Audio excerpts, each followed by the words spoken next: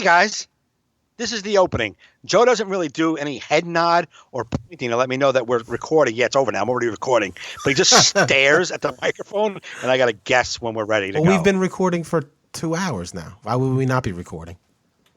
I thought you stop it and like start it again. No. My bad. Okay. But you're listening to the All in Our Heads podcast, and on this episode, you know what? We always ask, can you share this? And apparently it's working because people have shared it. Yeah. Some new people have shared. A lot of new listeners. It's great. We got a lot of new listeners, which means people are sharing it. So we really do appreciate it. And again, however you listen to us, just share it, rate us, comment on it, whatever you can do to help promote the podcast. If you enjoy it, please help. And I want to tell people that do listen on their computers. There are apps that you can listen to with your phone if you want to take it on the go. Laughable.com app, the iTunes app. Yeah, Laughable is only available on iTunes for now. You have Stitcher Radio app, and iHeartRadio is a good one because iHeartRadio. There you go. But Laughable is the best because it's got a bunch of other comedians on there, and we like to help our fellow colleagues. Laughable is the best if you have an iPhone. If you don't, all the other way. All the other ways if you don't have an iPhone. But they say they're going to get the Android one soon. That being said, what did we talk about this week? I forgot. This week we talk about... we start off with politics for a little while. No, we didn't. We started with something else. And then we went... This week for 12 minutes we talk about where our listeners come from. Oh, yeah. Oh, yeah. We apologize for that. Went a little too long because we were so astonished by the boost in listeners. We went through the stats and finding out states and countries that everybody was listening to. Then we're trying to figure out who we knew there. Then we realized about 15 minutes in that we probably should stop that. Yeah. So we apologize for that. Then we got into politics, got a little heated about that for about 35, 40 minutes. Then we went into dating. Something we talked about a couple of things. I talked about some of our shows we had recently about weird gigs, getting booked on weird gigs. Correct. Weird gigs, saying no to some gigs, and some things that don't work for comedy. And picking up and getting, like dating like with girls, like being insecure when we were younger and picking up broads and stuff. And how to pick up a broad. I mean, how to be a little, how to read women. We're not really good at that. Yeah. So we talked about, there's a whole list of, so many things we talked about. Long episode. Before we get into the episode, though, next week or the week after is our 1-year anniversary. Yes. And Joe is asking, we asked at the end of the podcast, but we figured I'd throw it out there now, is do you think we should do something special for our 1-year anniversary, or do you think we should just do a regular podcast? Yes. If you have any suggestions, let us know. Yeah, send us a message on Facebook, everybody. It's a good, nice, fun, long episode. Thanks for listening.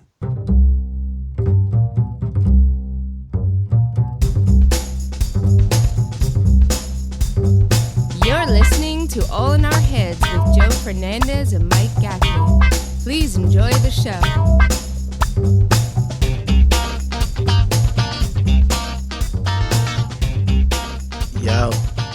Yo, what's up, man? Is this a new Skype or your old Skype? No, new one. Oh, wow. I don't know, but I don't have no idea what is up. It's so weird. As I'm loading up Skype, I said to myself, this isn't going to let me in for some reason. I don't know why I knew that. And as soon as I hit connect, it was like, oh, you have to go through. I knew it was going to make me. I usually sign on with Facebook. When I signed on, sign in Facebook, It wouldn't sign in. Right. And then it wouldn't take it had like an old email address I've used in about 10 years. Mm-hmm. And it wouldn't. Then it sent me a code to my new email, and then when I go to log in, it's like it gives me like all these questions, like who are some of your contacts?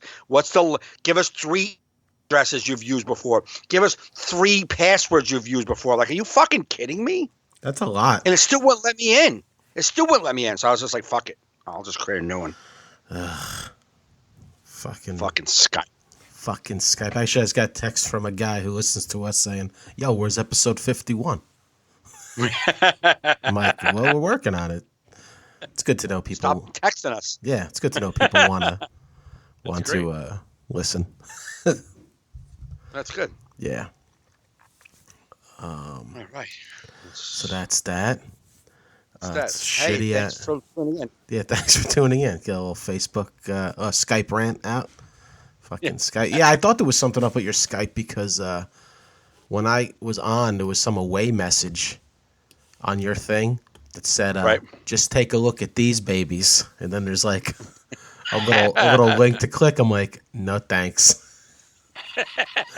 I don't know if that's something Mike was trying to send to somebody. I don't know what's going on here, but I ain't looking at these babies. You don't know what that's. I was like, it's either hacked or I'm seeing Mike's balls. Neither do I want to go for. You got to know that I would not say to a girl, "Yo, look at these babies." Listen, man. I mean, I think I know you, but you never know how you know somebody. You're like, yeah. You could be surprised. Yeah, be like, I thought I knew him. I see murder shows all the time. He was such a nice guy. I never knew he sent his balls to random Skype contacts. Do I sound weird to you? I sound weird to me, but I don't know. Hopefully it'll sound good in the broadcast. It's loud. I know that, and like I've got my volume all the way down, and it's still loud in my ear. All right. Maybe that's. Yeah, you're loud as shit, and I got my volume down to 2, and it's still loud. All right. Yeah, I don't know what that. Yeah. All right, we're just gonna go with it. And episode 51 may not be perfect, so I'll let you know. The guy who texts you will tell you. Yeah. The fuck was up with that? So episode 51. Yeah, it's the fuck's episode 51. No, but I got to tell you, I remember like at the end of last year, I was looking at our numbers, and I'm like, all right, we for guys that don't do any promotions, other than like linking our Facebook, we built a nice little, nice boutique little listener base that was staying steady, and I'm like, all right, we're coming up on a year. I definitely would like to, shoot for more listeners. That's my goal each year. Like let's double it, or else what are we doing? You know what I mean? If we're not doubling, right? this. Right. Bro, let's go. Have a goal. Last episode went past double listeners. That's awesome. Last episode just like skyrocketed. That's nice. Now I don't know if it was just a bunch of people in recovery because we discussed whether addiction is a disease. They're like, let's subscribe and but.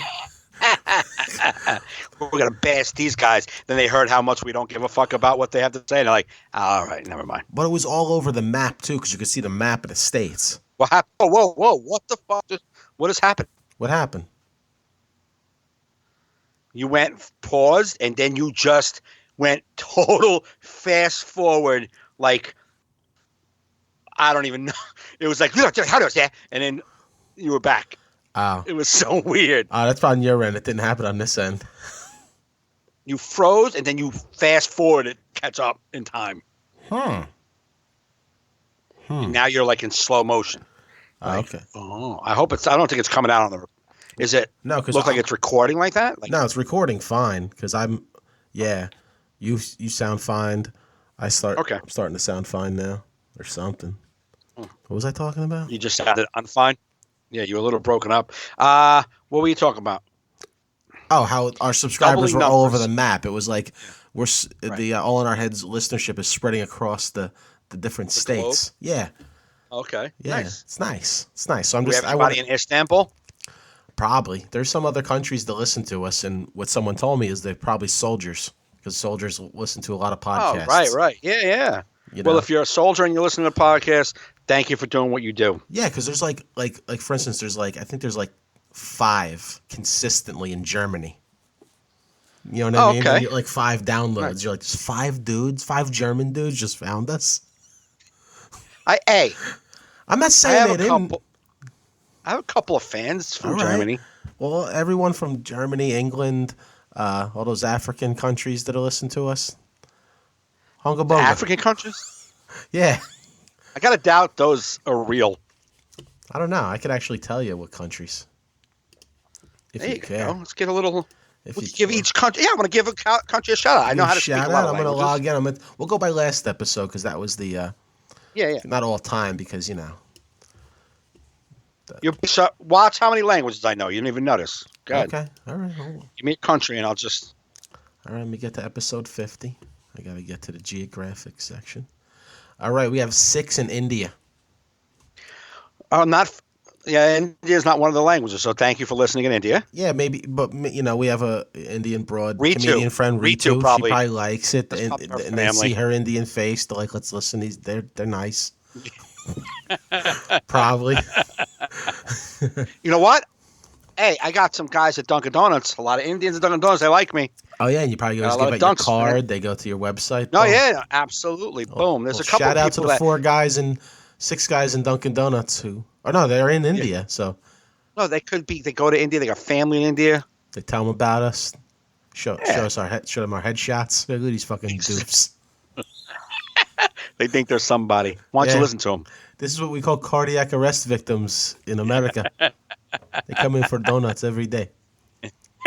Got 4 in the UK. Thanks. I don't know. I know one of them. One of them is what's his face? I can't think of his name. He's a singer of that death metal band. He's always liking my dog pictures. He likes our podcast pics and stuff. Oh, what's his name? Dave Ingram. Yes, Dave Ingram. Yeah. Okay, yeah. Thanks, Dave. So maybe that's Dave and his 3 friends. Got 4 in the Asian/Pacific region. That's got to be soldiers. I'm glad they that Asian Pacific region because it's all the same to me. Yeah. They just lump it all together. 2 in France. French people? French people. 2 in Canada. One of them is a guy named Joe Fernandez who friended me on Facebook. Only 2 in Canada? 2 for this That's last disappointing. episode, which was our most downloaded episode. That's because Okay. I mean most of our numbers obviously in America. 1 in Ireland, 1 in Kenya, 1 in Sweden. Ireland's Conor McGregor. Conor McGregor. Big fan of the show. Kenya. Big fan of the show. Kenya. That's the track star. Usain Bolt. Is he a? Yeah, that's one of the guys who is gonna win the marathon. coming Yeah. up. The next year's marathon winner listens to All in Our Heads podcast while he's running marathons. Right. We have 1 in Sweden. Just hanging out, not want to get involved. They're very neutral.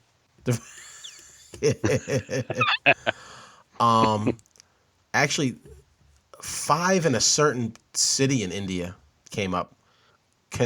Karnataka, India. 5 people in. I'm going to say this, and now I'm not saying that it actually. I mean, it is, but I mean, there's people in India that are paid to hit sites, get webs. I'm not saying that this is what they are, but there's people in India paid so you get to increase numbers. Do you know what I mean? So they can sell. You could sell advertising, that kind of stuff. Oh wow! I never even saw that. It's actually like shows cities in these countries. I just found a new page I never saw before. Okay. So like it's in Quebec, Canada. It's in the one is in Alberta, Canada. Okay. Bayern, Germany. Where? Bayern, Germany. Where all the movie theaters are. That big. Yes. Are you guessing? No, you've seen it on the travel shows. Bayern. They eat that cheese dip shit. Oh, there you go. Come on, Way to Mike. stereotype one whole city. Mike. They eat cheese dip. They go to a movie. Come on, you Come see on, dude. I don't act like you don't know. But I'm just saying we're global. We want to get more global. You sound like that guy Dave Miscavige, the guy who runs Scientology. Yeah. I was watching the documentary about it, and they were talking about how like if the numbers, like say 10 people went out and helped a homeless people, they say hundreds of people. They make it bigger. Like, oh, we've had hundreds of turnouts. It was only 10. Right. You know what I'm saying? Yeah. It is make it sound better. We're global. We're global, and most people don't even listen with the apps. Most people listen just just on Chrome.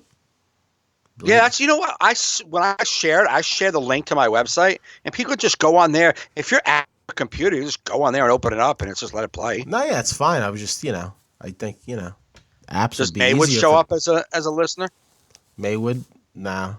They don't really go into like cities of states. You just Cities of Only around the countries. Yeah. okay. Yeah. But they, we they'll got- give do we you, have a lot they'll of give you Jersey listeners? states in them. A lot of Jersey.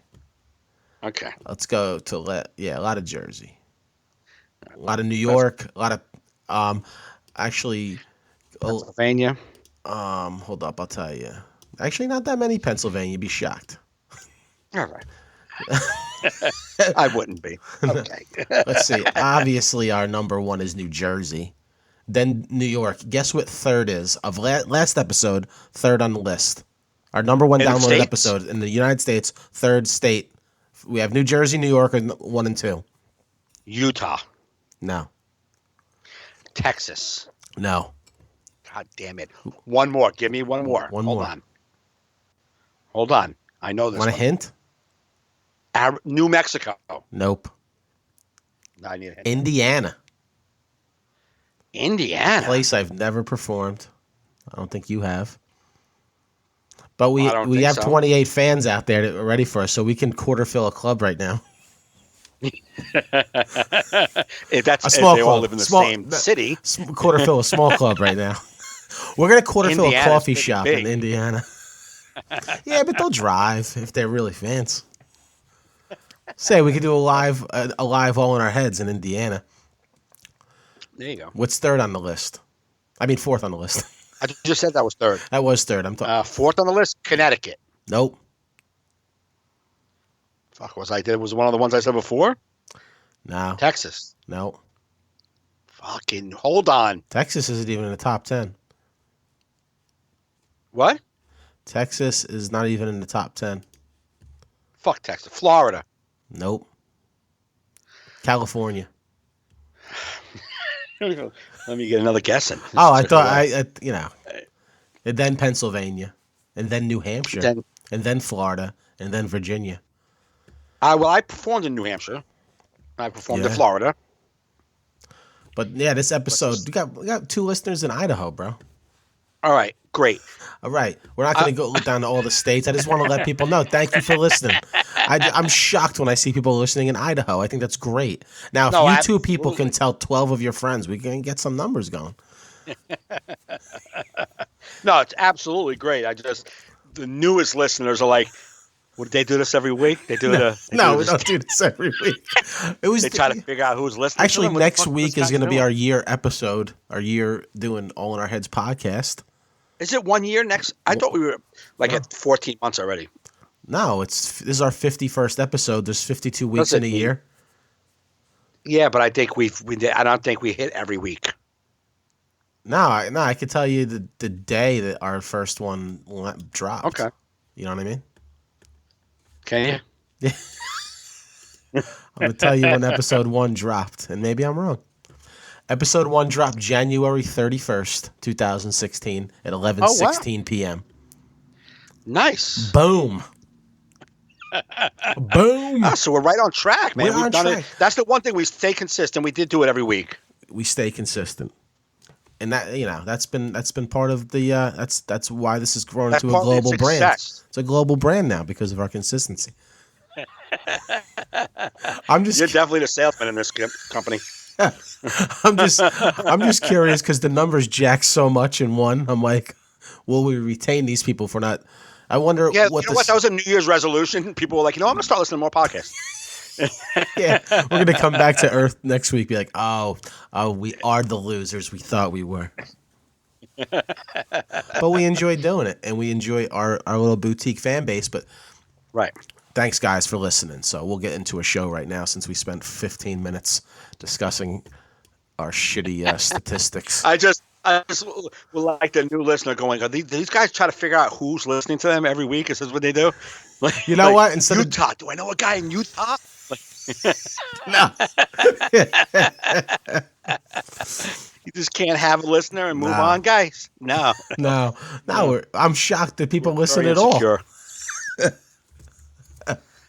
Yeah, really.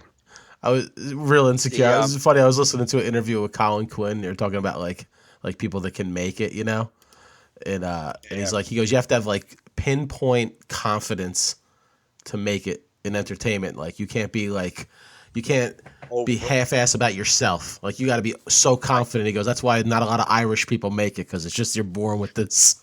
Like I suck.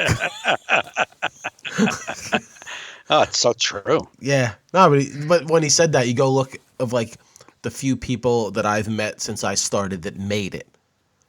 And you're like, Right. from day one, they knew they were great.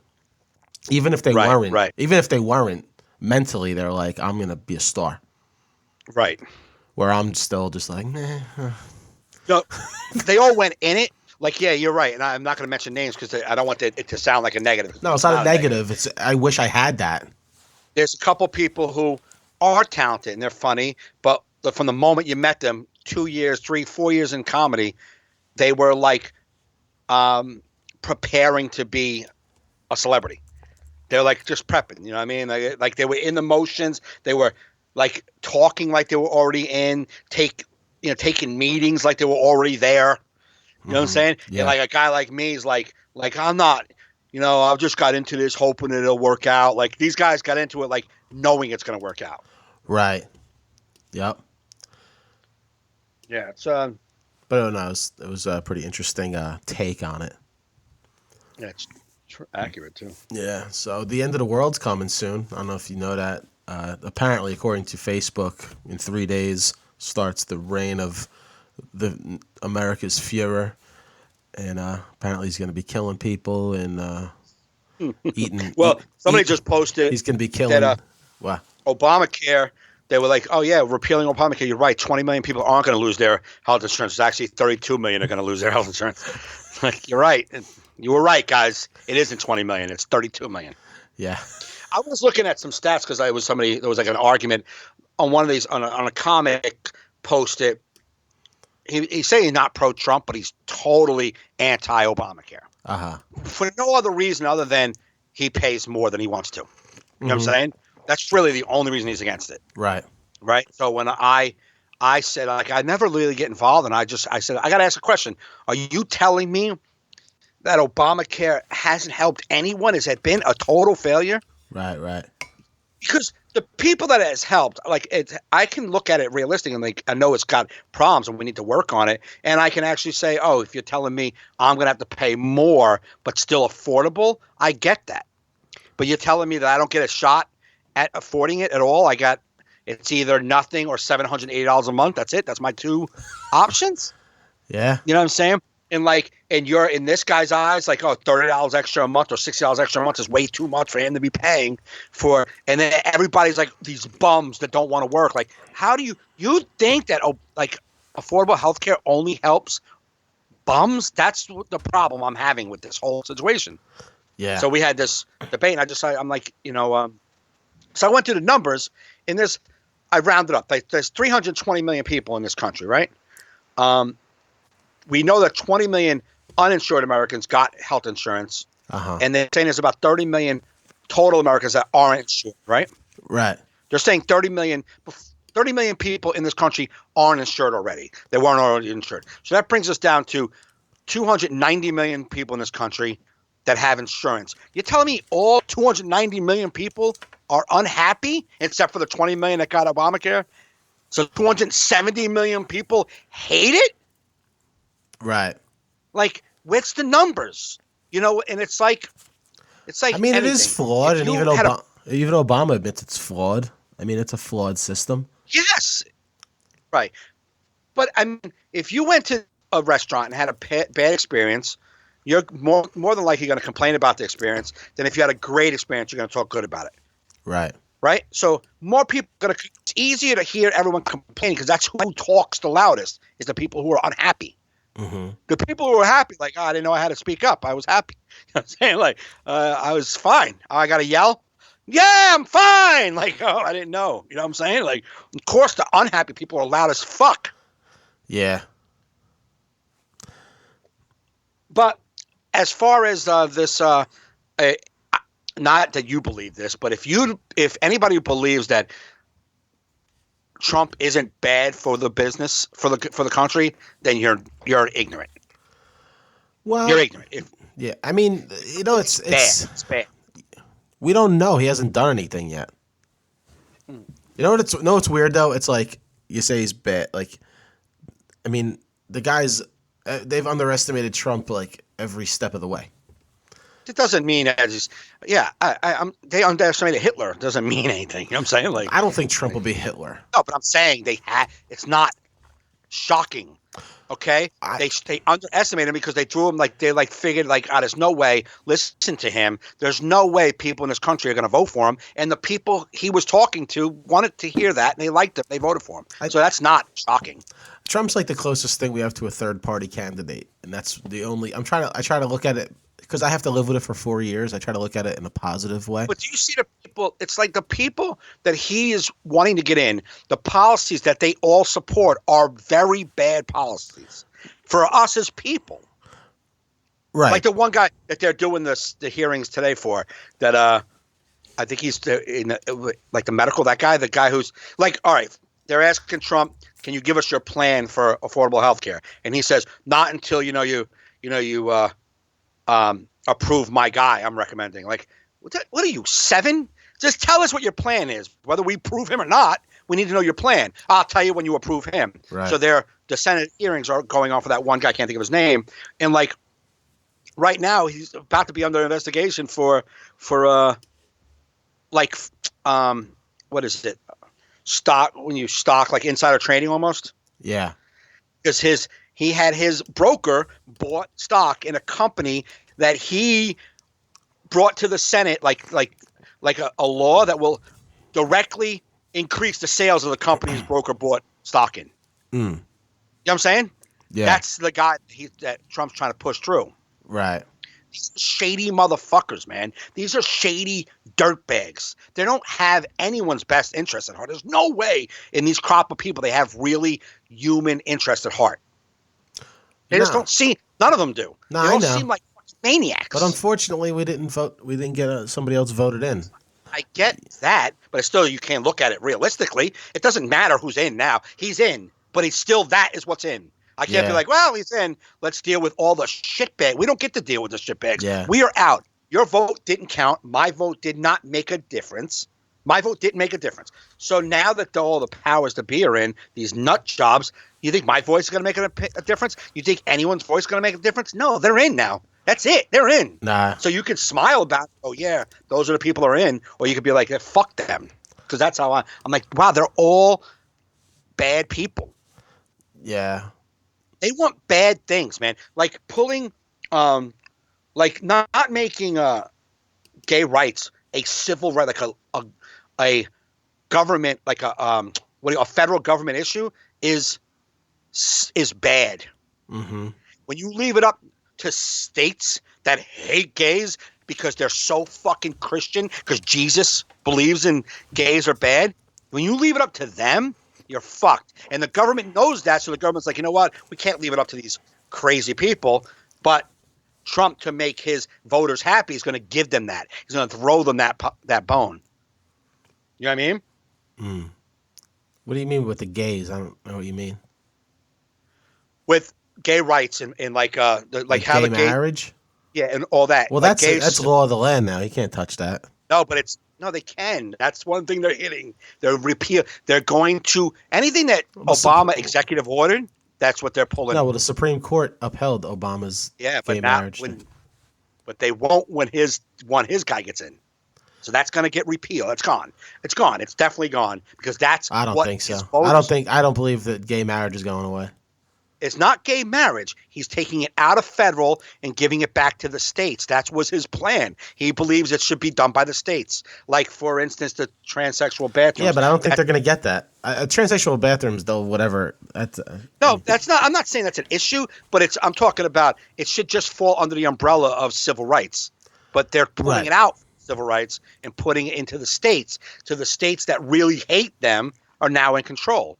That was what Obama was avoiding, or like whatever the federal government was avoiding, by taking control and putting it under the civil rights amendments. They're pulling it out of those and giving it back to the states. That's like the people not wanting to the bakery not wanting to bake a cake for the gay couple, right? Right. Now, what about the bakery that doesn't want to bake the cake for the black couple? That's a federal law. They can't do that. The gay rights was under that federal law. They want to pull that out and put it back to the states. Oh. That's the part that is Trump is going to give to his voters. The people who voted for him want that. They hate. They want that. I don't think Trump's going to go for that. I really don't. I'm telling you, Trump doesn't even agree with half of the things that the people he's appointing say. They've been going against him on everything. All the questions they're answering. I think he's a fly by the seat of his pants in the moment person. And I don't believe he's going to get rid of gay rights. I'm just going to go with what he's a Hollywood guy. He's not getting rid of gay rights. I'm always going to go with what he says. If he does different, then he does different. And as of right now, he says that. So you heard Trump say he wants to get rid of gay rights to the states. No, he wants to get it back to the states. Trump said that? Yes, I never heard that him was say one that. of his platforms. He wants to go in all the things that Obama did executively. They're trying to get back, and he believes like abortion rights should be state law, not federal. He believes that, Right. but there's states that believe that abortion is a sin, Yeah. and just because they believe in some fucking god, we all have to bow and do what they want because the guys are in charge believe in Jesus? Fuck you and Jesus, man. But because you believe I can't have an abortion, that's just insane, man. No, it is insane. Did you see that one? I think it was on John Oliver where they were showing that where that one city or state or one city in like Louisiana or something or Arkansas made a law you can't have a Planned Parenthood within a school district. But you can't go 300 miles without being in a school district. So the closest Planned Parenthood was 300 miles away from where this like 16-year-old girl wanted to get an abortion. Yeah. But when you get an abortion, you go 300 miles, you go there, they won't do it that day. You got to wait. You got to come for a checkup and you got to wait 3 days. So this little 16-year-old girl has to go back home. She's 300 miles away from home. She's got to go back home. She can't afford to stay. Yeah. She's trying to do it without her parents knowing. Well, they always write laws You know to fuck with people. It's like when they have the drug-free school zone. Every saying. square inch of New Jersey is a drug-free school zone. So no matter where giving abortion to the states is fucking wrong. But they're doing that because they don't. I'll believe it when I see it. They've been trying that forever. I'll believe it when I see it. But they said that was going to happen under George W. Bush, and it never happened. He had it for 8 years. George Bush was there for 8 years and a total Republican, not like Trump, who's like a half and half. You know what I mean? Bush had war and priorities. He had wars and fucking money to make off wars. He didn't give a fuck about your abortion. He got busy. He got busy making cash off wars. He didn't I don't believe he's gonna give a fuck about that. I don't believe that's gonna be part of his agenda. I honestly don't. Well, I can only believe what they tell you, and that's what he told me. So I'm going to go with it. I never heard Trump say that. Why do you think I hate the things that he stood for the most? Getting rid of Planned Parenthood. No, I believe he said things to get elected. I don't believe he's gonna do things. But that's what I'm saying. Like, and I can't support a guy who I can't. No, I'm not saying to support him. I'm just saying that. I'm just saying the way people are acting like the end of the world's coming. Like we're not going to survive this. Like they're like the panic mode for 3 days from now is just ridiculous. I mean, is there a deadline to when it's all? Nothing's going to implode. We have things in place to protect us. But there's certain laws that we're not going to be able to stop from happening. No, my thing that makes me laugh about this whole presidential thing is how. Well, the funny thing is, I remember when everyone thought Hillary was going to win, and they were like, "Say, Donald, are you going to accept losing? Are you going to accept it gracefully?" Right. And he's like, "I don't know. I'll let you know when I lose." You know, that was they had the whole love Trump's hate movement on the Hillary side, and then when he wins, these people they can't handle it, man. They can't handle losing. It's unbelievable. I didn't even vote for Trump, and I'm over it. It's like you can't handle it. They're like, he's not my president. It's like, how's that working for you? I know in your little reality, you're going to pretend he's not, but he actually is. So, like, he's not my president. What are we, 5 years old? What are we, 5 years old? These are the same people, though. These are the same people that told me when people were shitting on Obama, they're like, just support him because he's our president. It's like there's certain people that are that ignorant, and there's people on both sides that are that ignorant that are going to speak out like they did and then look like fools, but then they're like they don't stand for anything. They talk about, like for instance, I never. My thing is that like with Obama, everyone hated Obama. I never told him not to hate. Talk away. Who gives a fuck? But if you have visceral hate for Obama, to me, there's something wrong with you. Right. Like, how do you have visceral hate for that guy? Mm-hmm. You know what I'm saying? Like, I never got any vibe off of him just trying to. Did he fuck up? No, I'm not saying he was great at being a president. He made mistakes. But I never got a vibe off him that he didn't give a fuck about you. PBS is having a good documentary on tonight and tomorrow. It's a 2-part documentary. I set the tape where it's about the Obama presidency. And PBS is usually really good at being up the middle. but it seems like it's got like an. Yep. They're going to talk about like what he did wrong, like going in. Apparently he had like big ego. Vice and had stuff. that same special, and they talked about it. Yeah. Vice had that special about why Trump or how did it happen, and then they went over the 8 years of Obama and kind of why Trump happened is because of the last 8 years, and they blame some of the stuff on Obama. You have to be open minded. No, this isn't about why Trump. It's just a thing. No. I'm saying Vice had something going over the last 8 years of what Obama did wrong. Okay, yeah. On how it led up to why Trump, because of all the things that Obama did wrong too. You know what I'm saying? And a lot of the Democrats and how it led up to where we're at. Know who I feel bad for? The B Street Band. Yeah, I'm not in on that. Weighing in on that. What? The guys who didn't get the ones that backed out. They got no problem. That's them though. I know, but it's like people. But people did shame them. People were twittering them and shaming them, and they're just like. Yeah, but that's going to happen on every end. I know. I mean, look at when Katy Perry stood up and said, I'm with her. And then all the fucking losers like, Katy Perry sucks. Like, who cares? You didn't weigh in on Katy Perry's music 10 minutes ago. Now you give a fuck about Katy Perry's music? No, but that's my thing. Who gives a fuck who plays at his inauguration? Why do average people give a fuck? Now, if you're a musician that don't want to play at his inauguration, that I can get that. But Right. why do the people in the public give a fuck if a guy wants to make money? I'm going to say this. When Obama won, 8 years ago, not the 4 year, 8 years ago, there was hate. There was people who hated him for whatever reason. You could say racist, whatever. I'm not going to assume that. I'm just going to say there was people who hated him and didn't want anything to do with him. But not as much hate for Obama as there is for Trump.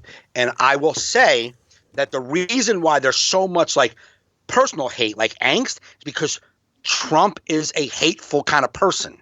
Mm-hmm. So like it's like you take everything he says personal. Like he talks to you almost like, you didn't vote for me, fuck you, like he's just like that. Like it's like he hates you for not voting for him, and you feel that. No, yeah, so like you feel this hate at you. You're like, fuck you back, piece of shit.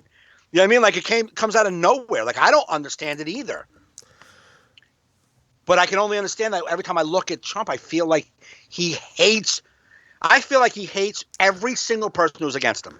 Here's what I think that Trump is just a no filter guy. I think if Obama had restraint, I bet if like some of these racists that talk shit about Obama, like average people that post monkey memes of him and his wife and all this crazy shit, I bet if he had he would love to be like, you piece of shit motherfuckers. Like he would love to. Like he has that in him. Nobody likes people who don't like them. Nobody wants to praise people who don't like them.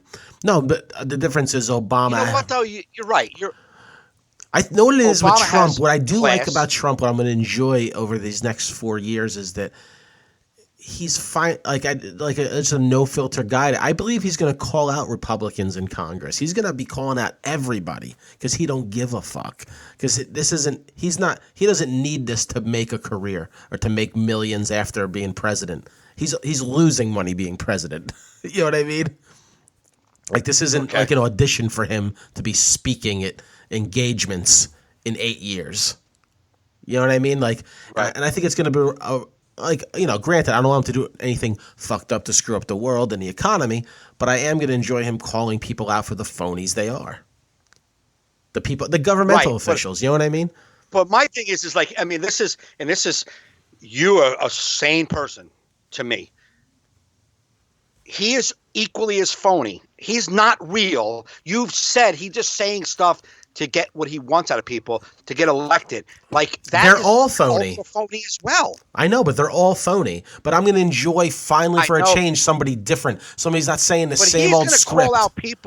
He's going to call people out for being phony because they're against what he is at that moment, which might be just as phony. You know what I'm saying? Like, what are we getting from it? Like anytime someone, like when the CIA or whatever FBI sat down with him and told him about the emails, would he come out and tell people, don't believe it? Like, and all his retarded followers are like, he said it. They're just lying about the email. So if it doesn't favor him, he will just call you out. Of course he will. But that's not real either. I don't want that either.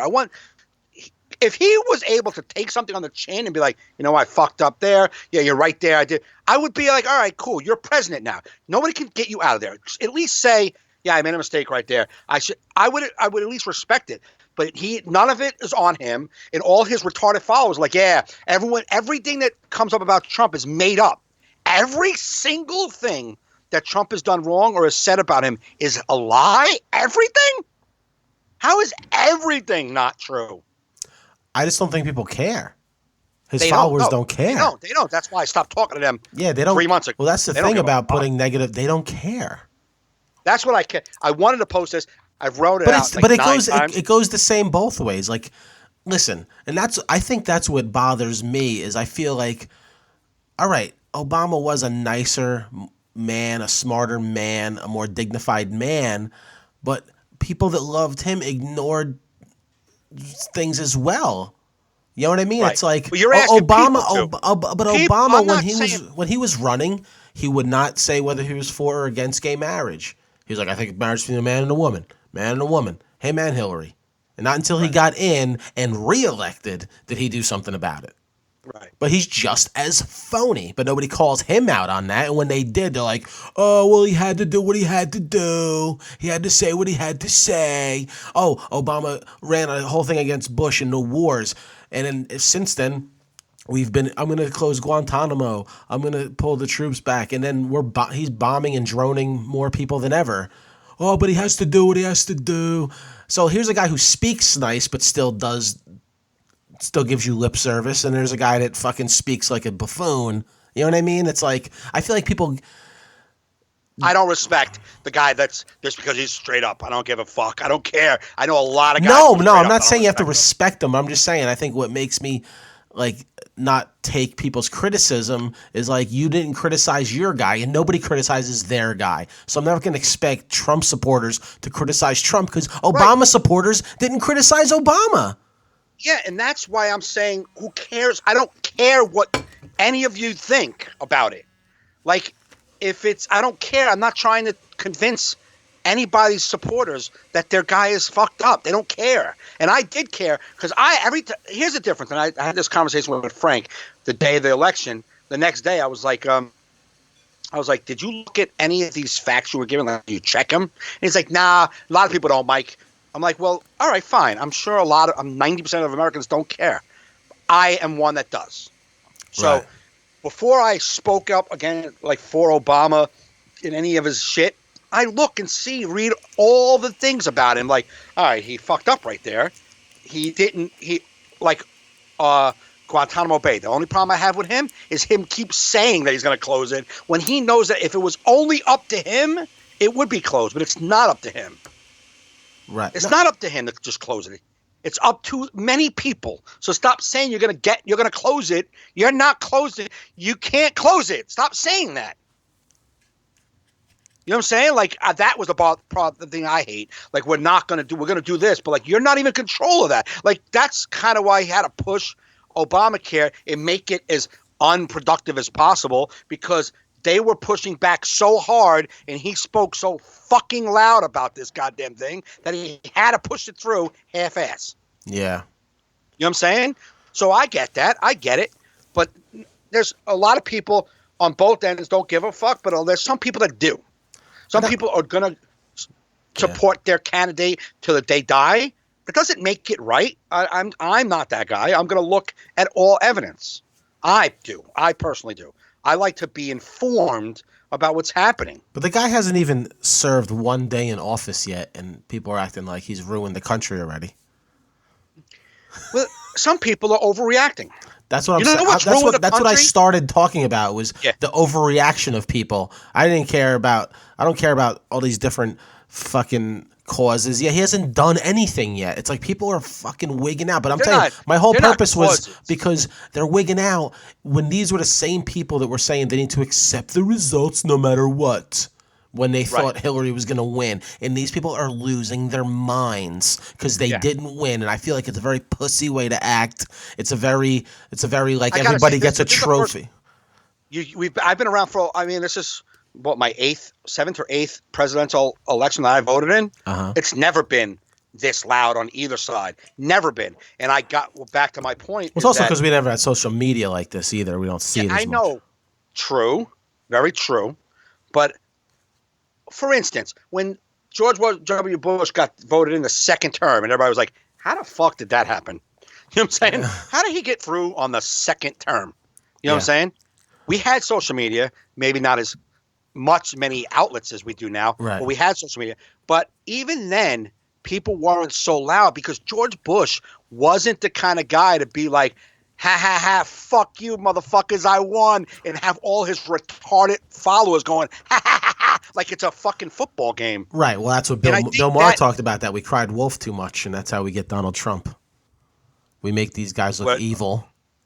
These, right. You know, like George W. Bush, and we cried wolf so much. Right.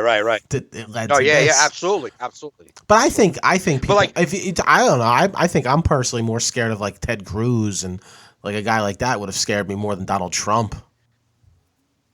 Yeah, because Ted Cruz really is in the pocket of the religious right, like in the people that really want to get rid of a boy. That's his boy. I know, but that's why I don't want nobody to shoot Trump. That's why I don't want nobody to shoot Trump. So I think, listen, we'll live with him. You got to have two bullets, man. You got two bullets. They got to take them both out. You got to figure out where they're both at the same time if you're going to do that shit. Listen, do not leave Pence in charge. I predict he's going to be more of a Democratic president than you think he is. Because he's been a Democrat his whole life. And he infiltrated the Republican Party to become president. He has no voting history, so you can only go off his words, and you're going off the fact that he lies and maybe he'll do something different. And I think that but for years, up until he ran for president, he's supported Democrats. He has no voting record. I don't give a fuck. He's a talker. We all say voting records mean nothing. Voting records mean nothing. Voting records mean nothing. Right, but because Cory Booker, weird whack job. Cory Booker, who everybody wants to be the next black president, he's like practically running already. Every time he talks, he's like giving a speech about Obamacare and stuff. Yet it came out the other day that he was the one against getting prescriptions from Canada to make it cheaper for us. Because who supports Cory Booker's campaigns? Pharmaceutical companies. So go fuck yourself with your voting records. You know what I mean? I don't care about voting records. But your whole point and it's not your point. It's a lot of people's point. Yeah, he says one thing, but he'll probably do something else. Like I can't. Let's say he does. I don't even want to say those words out of my mouth. Like, I hope he does that. I hope he says a lot of stuff and does the opposite. What the fuck? Fuck that is insane to me. That he's crazy. You know him. He ain't going to toe the line. He's going to be nuts. Like, I don't fucking want that. But they all do it. Listen, the last election that Obama ran, he got caught hot mic with Vladimir Putin saying, in a chair next to him, hot mic, I got to do what I got to do to win the election, but we'll talk about this after that. Right. So, but that's what I'm saying.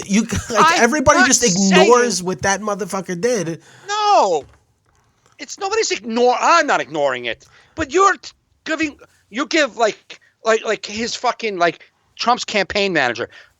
When she was on Mar was asking. He lied, and he gave her he gave her 5 things. He lied about this, and this. And what does she go? You're cherry picking. They're lies. Can you just respond to the 5 lies? It's not fair, Ron. That's not fair, Bill. You're cherry picking lies. Like, why am I picking any lies? Yes, they all lie. They all lie. But why are we saying, fuck it, let him lie. He'll do something opposite when he gets in. Like, I don't get that. I'm not saying that every politician doesn't have an angle. Of course they all do.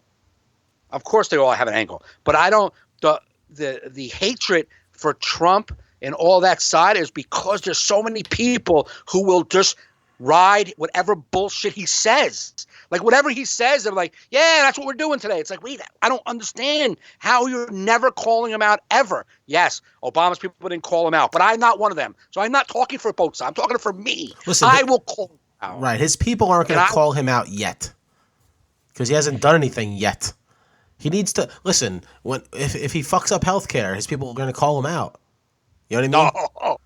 No, never happening. That's the thing. That there's so much hate out there. And I'm not saying it's right or wrong, but there's so much hate for both sides that that the side, there's too much hate behind. So nobody. It's like if me and you were arguing about fucking how to start a comedy show, and like you just go up there, bro, and start the show, and you're like, that's not how you do it. You do it from behind here. If we both argued and we hate each other so much, I'm never going to agree that going up on stage was the best way to do that. You know what I mean? Like, right. I'm going to stick with my guns because there was so much arguing involved, so much personal arguing involved, that everyone took it so personal, and Trump made it very personal to these people. Mm-hmm. So the people who voted for Trump took it very personal. Yeah. They take it very personal. Like if you see the people who post stuff, that is like personal angst against like anybody who's against Trump. If you put one thing negative against Trump, the fucking backlash that comes at you. Oh yeah, they act like they didn't even win. But like it's just like you should be a little happier. You should be like, I got one. Fuck you. Like they shouldn't even be mad. But they are because there was so much hate. That's why the people who you want to say lost, I take it personal because I lost things that were important to me. I did. Yeah. Did they happen yet? No, but it looks like they are going to happen. If they don't happen, then they don't happen. But as of right now, I'm going into a dark season. I have no idea what's going to happen. And I got to hope Whack Job decides to flip-flop. That's all I got going on for me. Because if he sticks to his policies and all the people he's putting in appointing to these positions, if it all goes down like the way it looks like it's going to go down, a lot of things that are important to people are going to be gone. Right. You know what I'm saying? So I just can go off of what I see. Maybe it won't happen, but that's what I can see. That being said, what?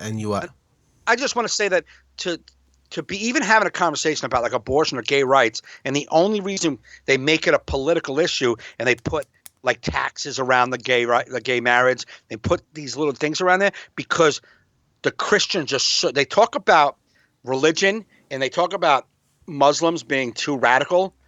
Uh-huh. Christians are so radical, they lie about politics to get their fucking religious things met. Right. You know what I'm saying? Like they're against abortion because Jesus is against abortion, but they make it like it's a health thing. Well, that's like when they're against Planned Parenthood. Planned Parenthood, 2% abortions, they prevent 98% of pregnancies. Right. You know what I mean? Yeah.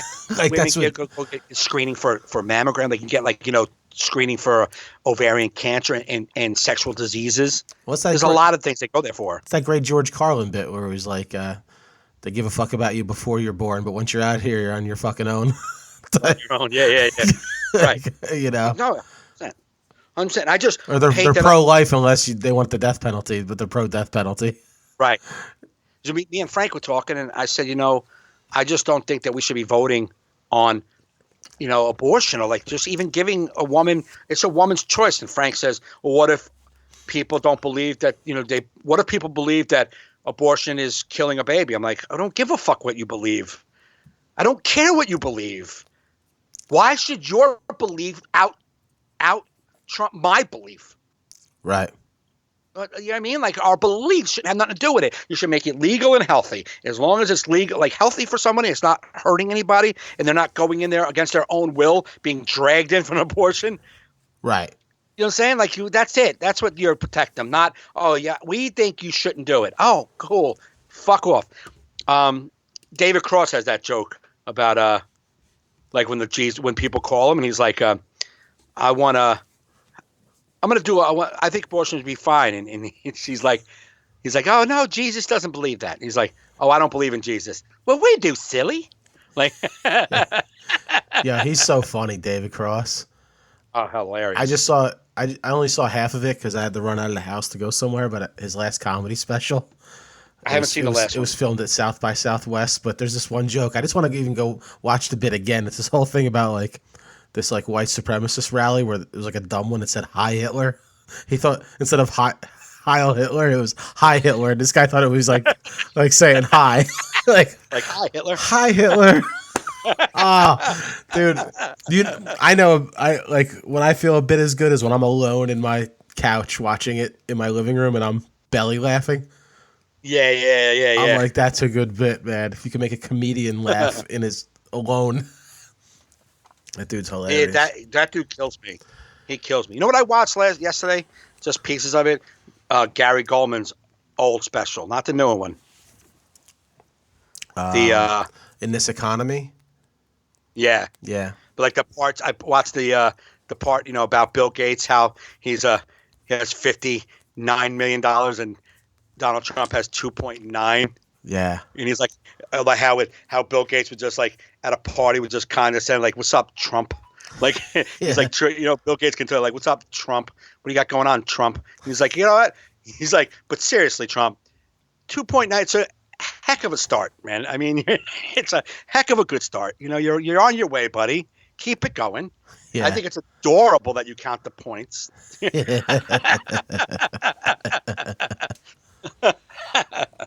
And how he found a $20 bill in his pocket and how awesome that made him feel.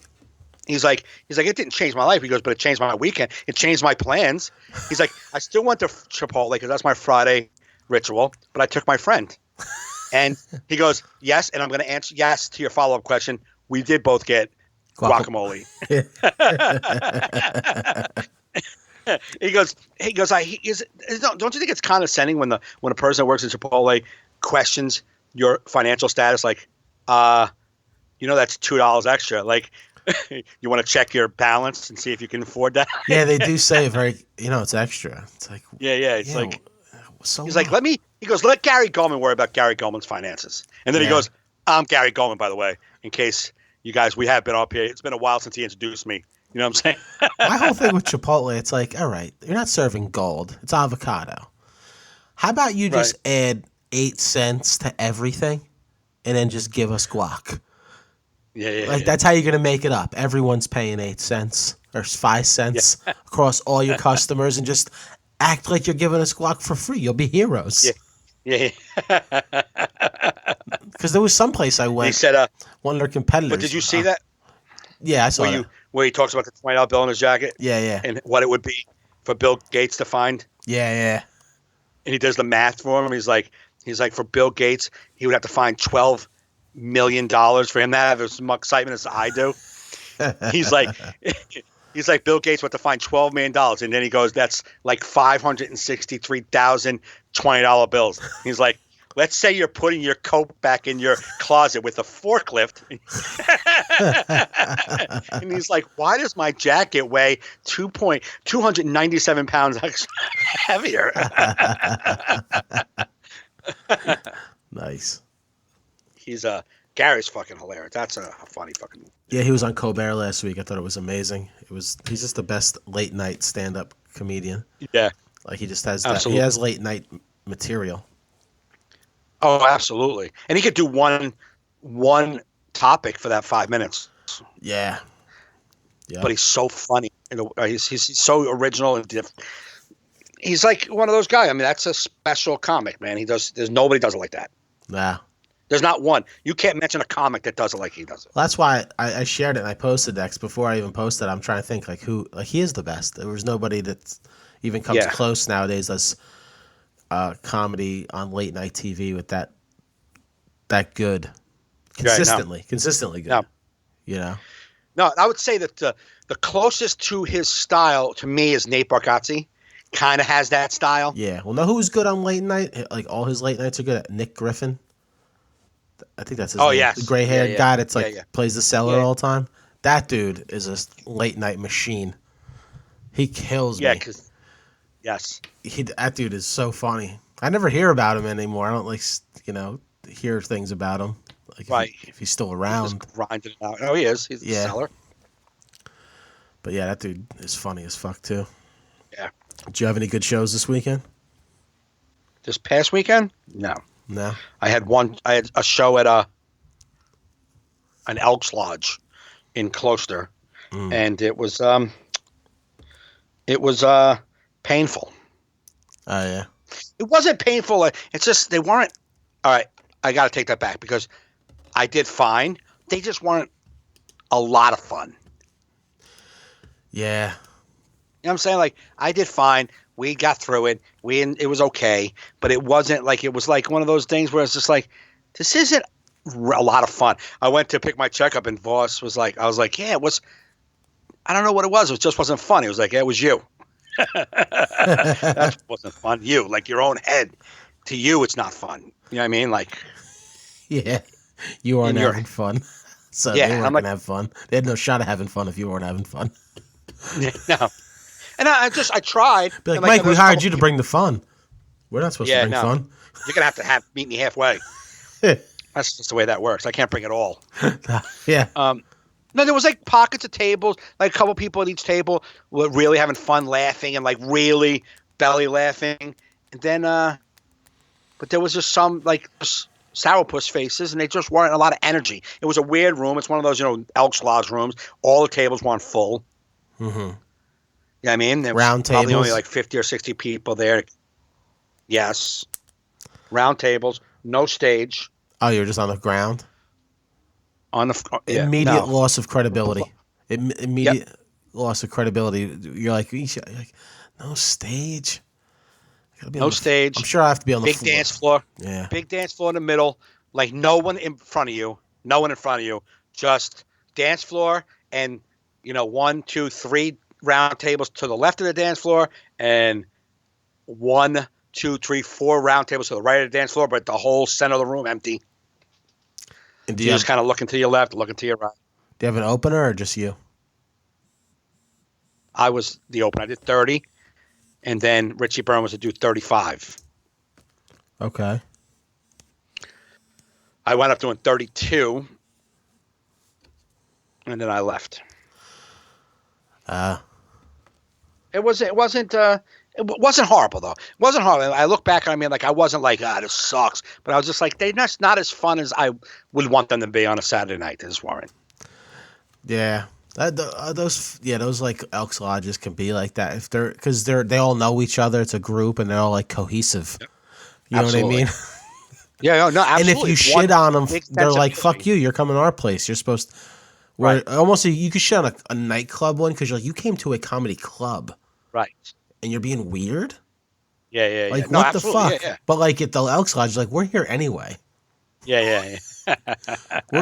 Next week it's bingo night. This happens to be comedy night. So whatever's going on up in the front. Yeah. I was like, what am I at? Like, this is a good American Legion hall. And they're like, oh, Elks. I'm like, they like kind of said it like, oh, and I was like, real quick, just for your knowledge, nobody in the real world gives a shit. Every building looks the same. Knights, Elks, American Legion, you all look the same. You have nothing different about you at all. And we don't care what hat you wear. We don't give a shit. Yeah. I'm going to be at Elks. I'm going to be at American Legion next week, and I'll be at Knights the week after that, and I'll think I'm at the same place all 3 weeks because none of you are different. Nah. I'll be at a. And I said to one guy, I was like, what's your name? He got a call from the fire department, and I was like, oh, you're a fireman? And he's like, yeah. Like, I'm like, what's your name? He's like, Cliff. And like the other side of the room was like, ho, ho, ho. Like 6 guys laughed, and I was like, Cliff, did you just give me a wrong name? Because I don't care what your name is.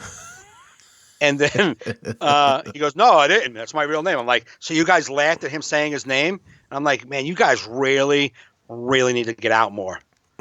If him saying Cliff makes you laugh, can you venture? Maybe get the Paramus once in a while. Try to get the Hackensack out of Closter. Just, for a night. Laughing at the guy saying his name. Fucking 9 years old. Ugh. Yeah, that's what does suck about those too. It's just like they all have the little inside things going on, and Yeah. I'm doing an Elks Lodge Saturday, and it's in my town that I live in. So Oh, really? It's sold out though, so at least hopefully it'll mean Okay. it's good. Right. But you're just like, I had such a good weekend at a club. Uncle Vinny's was packed every night. You're like, oh, I just want this to be my life every week. Yeah. Wednesday through Saturday, full audience, everyone there wanting to have a good time. Yep. You're like, you just feel like, I just want to like stop. Be like, I know like all you people's lives are mediocre at best during the day. Why can't we just have these 2 hours? Right. Where you not have a stick up your ass.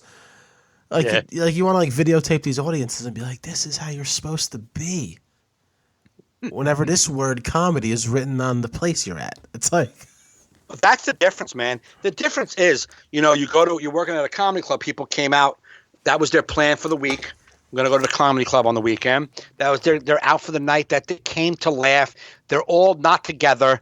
4 people know each other. 2 people know each other. It's not everyone together. One big group. So there's different senses of sensibilities. What makes people laugh? Different. You know what I mean? Everybody's got a different sense of humor. mm-hmm. Not like one big soccer mom group. Yeah. They all laugh at the same thing, It's like, this is fun. It's just, ugh. It's Right. bleh. But it's where we make most of our money. You know what I mean? It's where the money is. We're not doing A clubs every weekend. No, yeah. You wish it could just be like that. You wish. I know I want it to be that. That's the goal for me, Yeah. is to get the fuck out of American Legion halls. Get away from a firehouse. I don't want to fucking do them. I do them. I mean, I would say 8 out of 10 times they're really fun. Yeah. But the problem is, when I go to a comedy club, 9.5 out of 10 times I know I'm going to have a good time. Yeah, sometimes I'm going to get a rowdy crowd. That's not the problem. I can deal with that. Right. But I know what I'm going to get from a comedy audience. Right. I know how my material works. I know how to play them. I'm a Right. musician when it comes to when you're walking into a firehouse, you never know what you're going to get, and that's what sucks. Right. Because every single show is like, here we go. It's like Exactly. every show is like you're jumping out of an airplane. You're just like, oh, the fucking parachute opens this time. Yeah. Yeah, it's tough. You got to do them. I wonder. Absolutely. Yeah, I know. There's some comics that give up doing them because they just hate doing them, I guess. But Right. I guess if you're willing to give up the money, Well, it's almost like I if you're known as a. I feel like I thought about this one time. It's like if you're seen doing these certain types of gigs, that's just what you are. You know what I Right. mean? Like almost Right. like you may have to like take the hit of not being that comedian if you want to be a bigger name. Like Right. I don't think you're gonna work your way out of American Legion halls. It's either you're gonna be doing American Legion halls on the weekends, or you go into the city and grind it at the real clubs and try and get better Right, gigs. Right. You know, because I think once you're because I've heard people say that about like comedians, be like, oh no, he's like a fundraiser comedian. Right. You know what I mean? Yeah, but there's some guy. Yeah, you don't want to pigeonhole yourself, but you also want to eat. It's a tough decision to make. Because I bet there's Yeah. some comics that work the sit like not named comics that probably said like, I'm not doing that. I'm just gonna grind it out my cheaper spots in the city because I don't want to be A beholden lot of guys. to that. I mean, some guys they have enough gigs that they can turn down some gigs. Like I'm at a point where there's some gigs I turn down. Yeah, there's I'm I'm saying? getting to I'm that at a point. I turn where down certain turn gigs. down shit, Yeah, but I'm not turning down, a fundraiser. Although, like, say, privates probably are 50% of my work. You know what I'm saying? I have a little balance. I get 50-50 out of private. You know what I mean? yeah, But yeah, there's guys who make enough money when they do, like a Rich Voss, say, when he does a club for the weekend, he makes enough money that the next weekend he can grind it out in the city and not have to take the firehouse gig if it don't pay well. yeah, You know what I'm saying? Like he could pass that up and wait to do either a corporate or a club. yeah. See, You know? I give up gigs like if it's like I have to fight a bar or like perform I'm for people not. that are like not there for comedy. I just give up the Yeah, it's money. not I'm like, I don't need this in my life. I don't need that in my life. I want an attentive audience. And if Right. that's a struggle, then that's on me. But like, I'm not going into a battle zone. No. You know? I was just, no. No, because there was times when I would. I'm like, yeah, it's stage time. Yes. And I'm like, there's plenty of comics that are available for that stage time. Yes. I no longer need to hurt my soul anymore. No. Because no, it's without fail. I'll have people that have wanted to see me for years. They'll pick that one to come to. Right. They'll Right. They'll see me at 9 comedy clubs across the year and never come out. One could be in Right. their neighborhood, but they're like, we're going to drive 3 hours to see you at a bar on a Wednesday. Yeah. Thanks. I'm glad you picked that one. Glad you picked that one where they're watching hockey in the back and not looking my way. Yeah. Fuck it. Oh my God. You know, some places don't need comedy too. Some events don't need comedy, and I wish like that's the one great thing I love about my manager. Like if someone like fans will come up to me at the end of shows and be like, "Oh, I want you for this. I want you for that," Yeah. and you're like, I'm like, you know what? Call my manager, and then my manager will talk them out of it, even if like he will either outprice me. Where it'd be like, oh, how much can I get him to do our wedding reception? $1,800. He'll do it for $1,800. Yeah, because if they're gonna pay it, you'll go do it for that money. Exactly. And then they're like, oh, that's too much money. And then my manager will be like, listen, I'm going to give you a suggestion. I know you like Mike. He's funny. You loved him at the club. It's not the same show at the wedding reception. Not the same show. Yeah. And then like he talks them out of it. There's some things just don't need a comedy. I was in Arizona last year, and there was a lesbian couple. Those 3 lesbians together, the couple and the one of their friends. And I made fun of them, joked with them, hung out with them, took pictures with them afterwards. And she reached out to me and she was like, hey, we're getting married in like August. Would you do our wedding reception or our rehearsal dinner? And is it awesome and very flattering that people want me to come out to Arizona to do their show?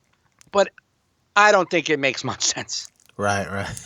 I mean, it's like you girls loved me, but I'm not going to go in bashing lesbians at your lesbian wedding as a joke. I mean, we were being playful at the club because it just worked out that way. Come to my wedding and bash lesbians, please. For a toast. I just kept rubbing. I'm like, you guys got to rub it in. They were very hot. I'm like, you guys got to be. Yeah. I'm single. I'm going to go to my room alone. You three lesbians are going to make out all night. Thanks. You know what I'm saying? Yeah. I got asked by a friend in NA to him and his girl got married this past year, and he's like, would you perform at our cocktail hour? I was like, no. Right.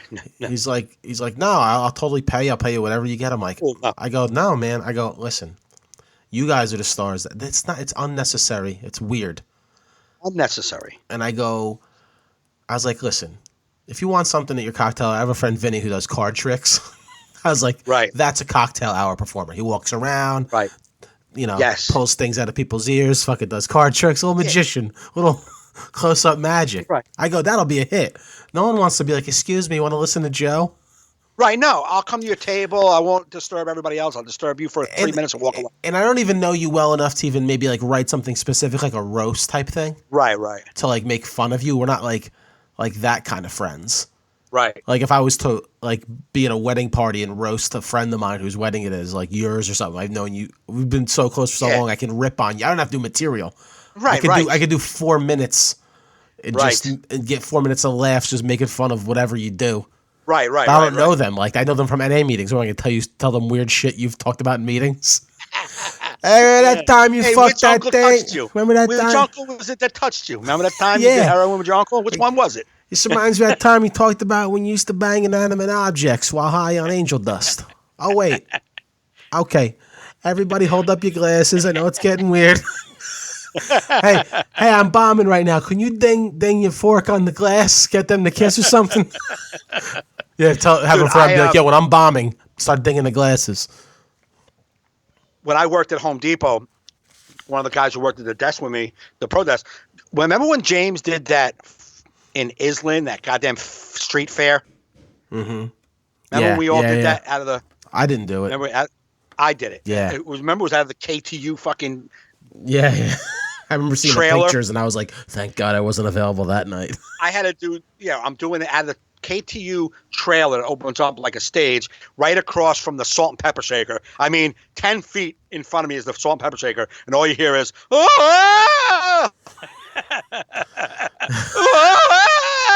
as I'm doing my act. Yeah. But this guy I work with, his fiance came to the show, to that show. They had to come to that.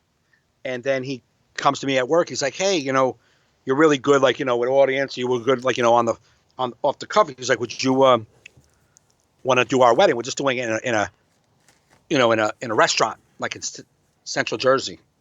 He's like in a back room of a restaurant. And I'm like, I was dumb. This was 2007. I was like, yeah, I'll do it. Fuck it. I'll do it. Yeah.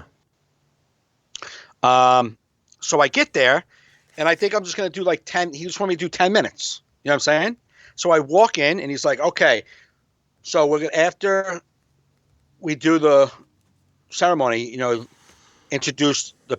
And he wanted me to do the whole thing. I got to introduce the bride, introduce her family, the first dance. Like I had to be the DJ host of what do you call it? Had to blow up guitars for old time rock and roll. All of it. Then I had to do 10 minutes of material and then do jokes about him and I was for no money just to come to eat for free. Oh, fuck that. Oh, it was horrible. I feel like I'm bombing hearing the story. I have flop sweat. I'm tapping my mic here. I'm like, oh. I'm introducing people who all right, welcome to the stage. Welcome to the dance floor, the mom and the bride. I don't even I was so uncomfortable. It was not. What am I doing? I just made fun of people. I just made fun of them. Yeah. Fucking in the back of some Italian restaurant. Yeah. Shit. Third wedding each. The fuck out of here. I cursed. I was cursing at the wedding. Oh, it's horrible. No way. I remember just roasting my friend at that black tie event, that politician, the anxiety I had over that. Right. And I would never just perform at any sort of thing that didn't involve comedy. Right. It's just you can't surprise people with comedy. No, it just doesn't make sense. No. Doesn't make sense. But I get after that event in 2007, I never took something like that again. After doing that stupid Island fair, I realized that was a bad idea. And I never did that again. Yeah. I never did something like that again. And I'm just, I understand when you're a new comic, you don't know what's good stage time and what's bad stage time. But sometimes you just got to tell people that's not the event for that. No, that doesn't make sense. Doesn't make sense to do comedy there. Nah. Yeah, I've turned down money. Like I said, I'll ask for a lot of money. I'll bomb for the right stack of cash. Of course. Let's do it. Yeah, there is a price you could pay for me to humiliate myself, but it isn't $150. I can tell you that. Oh no, not anymore. I was talking to somebody about comedy, and people that have day jobs and comedy they do at night, like I do, and people always say it's it's like a part-time job for me. I consider comedy as my part-time job. Yeah. But some people are like, it's a nice hobby. They call it a hobby, and I go, it's more than a hobby because I get paid for it. I'm a professional that gets paid. I go, right. When I waited tables for side money, was that a hobby? Yeah. Hey, for a hobby, you have to go serve people. You have to go bring hot food to tables as a hobby. He's a part-time bartender. Does it for a hobby. He pretends he's a restaurant owner at night. Yeah. It's just the weirdest. I find it to be an insulting term. It's your hobby, and it's I guess it was at one point, but now that I get paid, I consider it a job. Absolutely. I've been getting paid regularly for probably about 12 years. When someone seeks you out that you do not know personally, and they're like, "Hi, I would like to hire you for an event," that is not a hobby. Yeah, right. No one's calling you to come and knit them a shawl because you like to knit as a hobby. I just thought it was a funny thing that I was going back and forth with my friend about all the different jobs people do if you called it a hobby. Like when the pizza guy comes, hey, he's a little hobby guy here dropping pizzas off. Yeah. Any part-time job calling it a hobby. Some shit like Uber driver. Oh, you little hobby. You'll go around. Yeah. No, if there's a check involved, there's no hobby. No one's paying you because you make mittens with your grandmother on Sundays. Right. That's a hobby. Yeah. Yeah. You take your son out fucking shooting arrows at a fucking archery. That's a hobby. No one's paying you to fire an arrow. Yeah, right? I go hiking with my dog. That's a hobby to hike. Yeah, exactly. Now, if somebody paid me to do it, I'd be, this is great. Yeah. So I just got to walk in a circle? Some girl posted, some girl like a comedian posted, if you ever propose to me on a hike, as we're hiking, the answer is no. And I was like, that's the same answer I give if you asked me to go on a hike. Yeah. No. And Hiking. and that's how difficult women are. It's like you're not even happy that you found the man of your dreams. This guy that you love, he loves you, went and spent a ton of his money on a ring for you. You want to say yes to this guy, but because he did on a hike, it's on a trail. He should run for the hills because you're going to be tough to live with. This divorce is already happening. Like, you're not even happy you got it. You wanted a certain way or no? Ugh, yes. That's gross. That is disgusting. It's a broad. She's hot, broad. so she can say that. Yeah. I mean, I do that joke about proposing to my wife, and hot broads can call the shots. Yeah, broads can call the shots. Guys like me and you're just like, okay, no hiking. Yeah. Got it. Check. Yeah. Got it. So I guess you never want to be proposed to then, huh? Tell the I only do it on hikes. Well, what if that guy don't want to do it your way? Be like, well, I don't want to do it your way, huh? Yeah.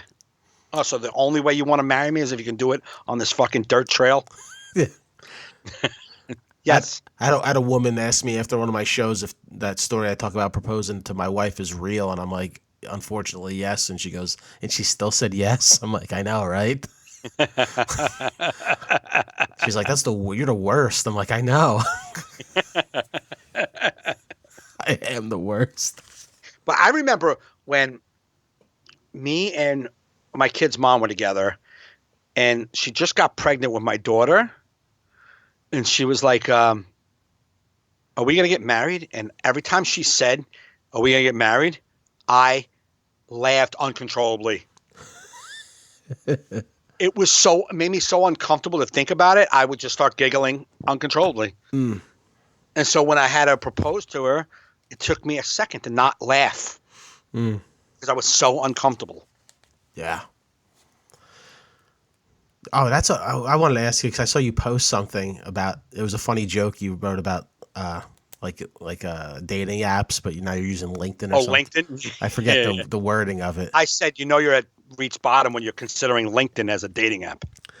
And I'm sitting there. I laughed out loud when I read that. It was pretty funny. But I'm like, are dating apps just that bad? Like, because I never had the dating app experience, and I remember when they first started coming out, people were like, "Oh, it's fucking Tinder, man. You meet broads so easy wherever you're at." But apparently, it's not. You know what? I'll tell you why. I don't have any luck on the dating apps, but the reason why I said the joke is I opened up an email that was a LinkedIn email. You know what I'm saying? This person's waiting for your, and I went on, and I haven't been on LinkedIn in fucking a year. So I just went on, and I had like 87 people asking me to add them on LinkedIn. It was like a couple of hot broads who are on my Facebook.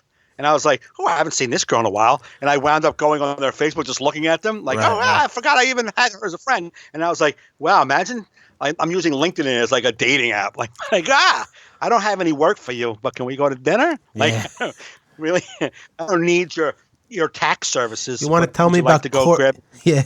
You want to tell me about corporate strategy over milkshake? What do you say to me? I don't know. It says you've been corporate strategy since 2002. I don't know what that is, so I figured maybe you can tell me about strategizing corporate nations and stuff. What? I'll unfollow you. I'm just.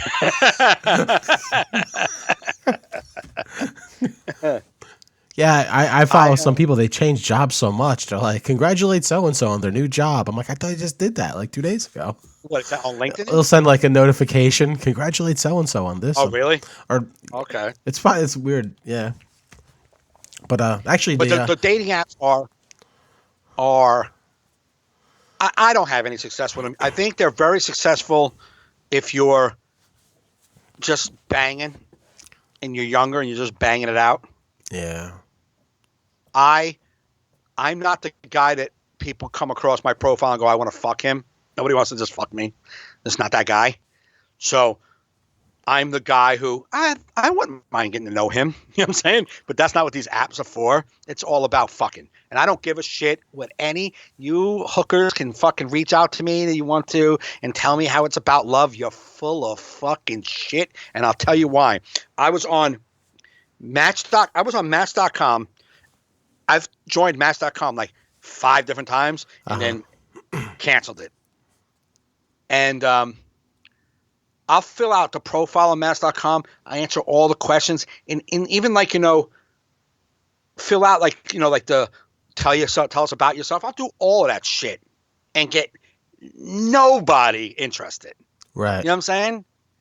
Nobody interested. And then I'll see a girl and I'll read her profile and I'll fucking comment about her profile and actually show that I'm reading. I'm not just looking at your tits.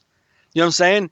I'm like actually reading your profile and I kind of like, what you said about music, and I'll say something and get no response on the emails. They read it and don't respond. And you're like, you're not looking for anybody. You're looking at a picture that you want to fuck, period. And I'm not going to think about it any other way. And so I'm not going to give that vibe off. I just don't. For whatever reason it is, I'm not attracted like that. People don't look at me and go, I want to fuck him. It just hasn't ever been my thing, unfortunately. So these websites, all of them, and then all of them, they're all the same. Every fucking app is the same. So just useless to me. I keep 2 apps, swiping apps, and that's just because when I go to the bathroom, it gives me something to do. Now that's a commercial. Tinder, want to go to the bathroom, it gives me something to do. Yeah. Very interesting. I could never, I couldn't even imagine having to do that shit again. Yeah, it must be good though, being in your 20s and that shit coming out though. Like, oh my God, I had that shit. I was a slob in my 20s without that, with AIM and fucking GeoCities and fucking. My 20s sucked, but my 30s were fucking on point. I did have dating apps in my 30s. All of my numbers came in my 30s. My 20s was slow because I was fucking insecure. Fucking any girl who said she liked me, I wanted to be in love with her. Like I was sucked in my 20s. Yeah. In my 30s, my shit was on point. I wasn't insecure. I felt great about myself. I didn't need a woman. It'd be nice if you want to hang out with me, but I don't need you. Oh, that's when they want you. That's the best. Oh, it was the best. Being that frame. And now I'm not. I don't need, and I don't want. Now I don't need or want. It's just. Yeah. I do want, but it's like I don't want it enough, apparently. It's amazing how that works, even when you're not even trying to do that. Like that old story I told you about that really attractive girl that was hanging out with me just as friends, so beautiful, going to see movies with me, and she was just so attractive that I'm like, you would never even think to try. And she goes, just one night, right? When are you going to try and fuck me? And I'm like, I didn't know I could do that. I didn't. But like me acting cool, like turned her on. But I'm like, no, I just fucking hate myself. But you took that as you took that as cool. You took that as no, game. That's me insecure and not worthy. I'm all insecure that she thought this guy's got game. It's like, wow, you're starting to make me believe in higher powers and shit.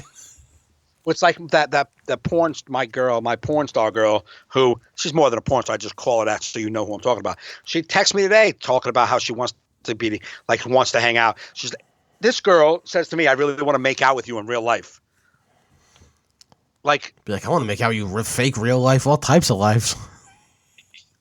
I'm actually making out with you right now. I don't know you know that.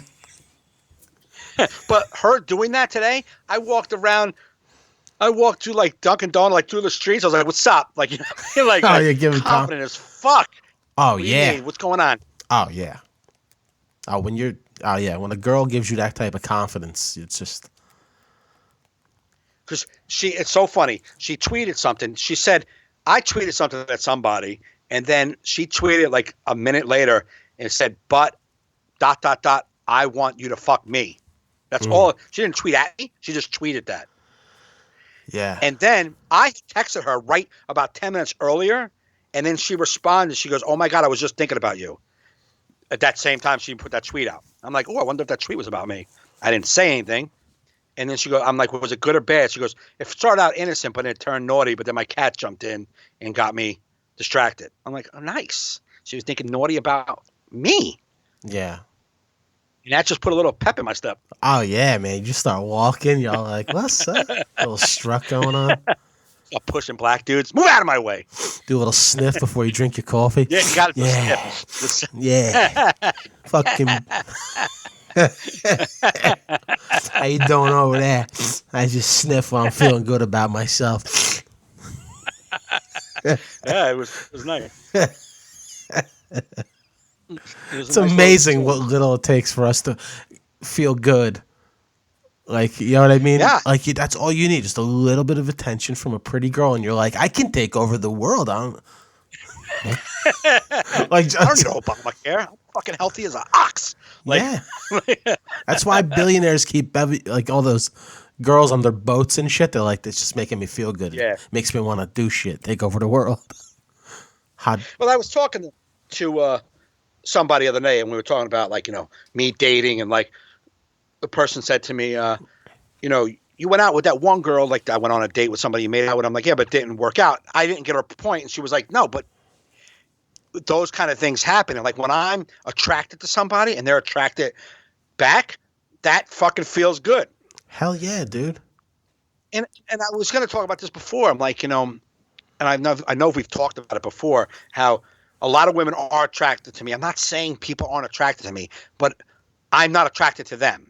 That's not right or wrong. It's just the way it is. Yeah. And how am I supposed to correct? Oh, look at what I am attracted to. Well, dude, that's like a 10 and you're like a 4. Okay, let's say that's true. I can't help it. Yeah. Gay guys are attracted to gay guys because they're gay. What are you making? You're going to force them to not be? I know some people like Pence would like them to go to rehab, but let's say you're not going to be able to change that gay guy and he's going to want to fuck another gay guy.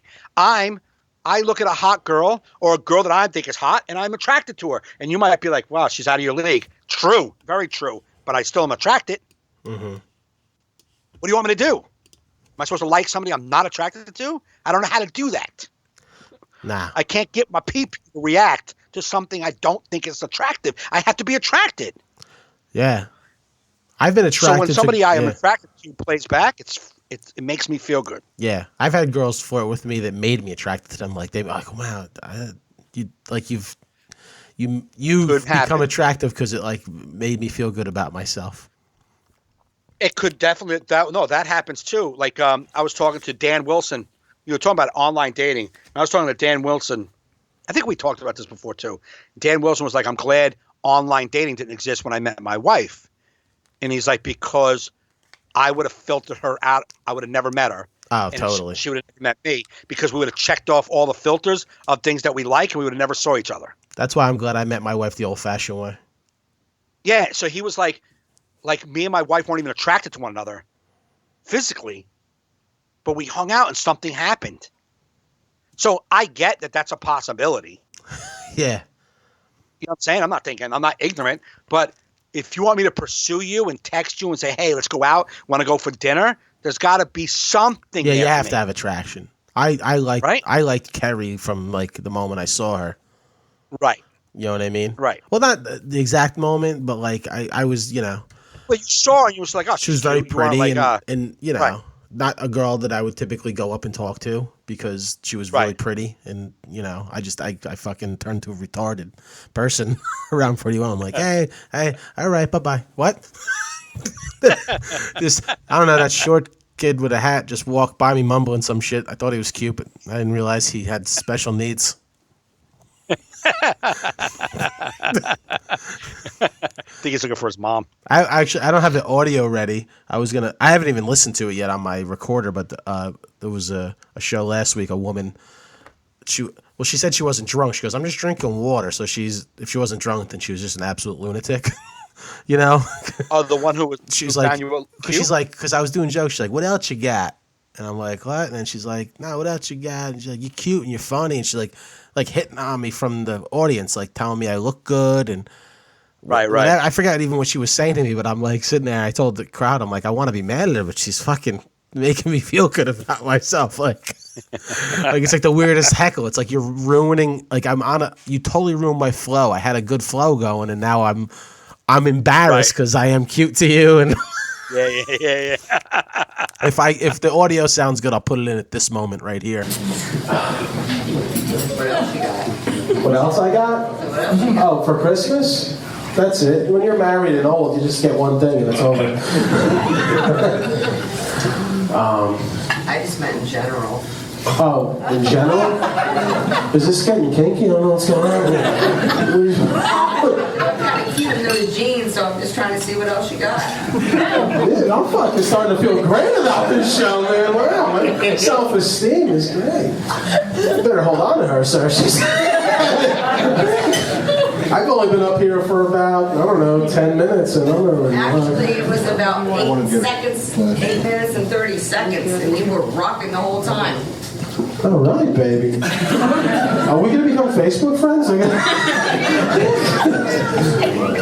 This is fucking weird, right? I've never been hit on. Like in the middle of the show. Usually after the show, they did a good job when I got a drink. Yeah, but not like, what's up with those jeans, motherfucker? Your wife called me and said, give him a couple kudos. I said, no problem. All right, my wife's. See, I knew I married good. My wife is sending broads to my show to hit on me. This is wonderful. Can you bend over a little bit more? Listen, you're gonna have to buy me dinner first. I'm not to buy you anything anyway. She already paid for that. I'm sorry, I'll be quiet. Okay. She's a fun one, isn't she, sir? I bet you talk in your sleep. Put the Fitbit on her mouth. See how many steps she does talking.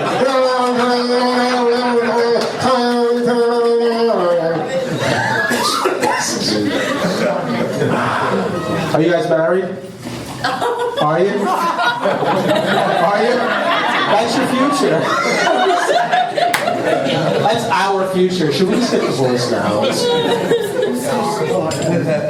Oh, that's not your husband? I don't know this guy. You don't know him? You just got sat together?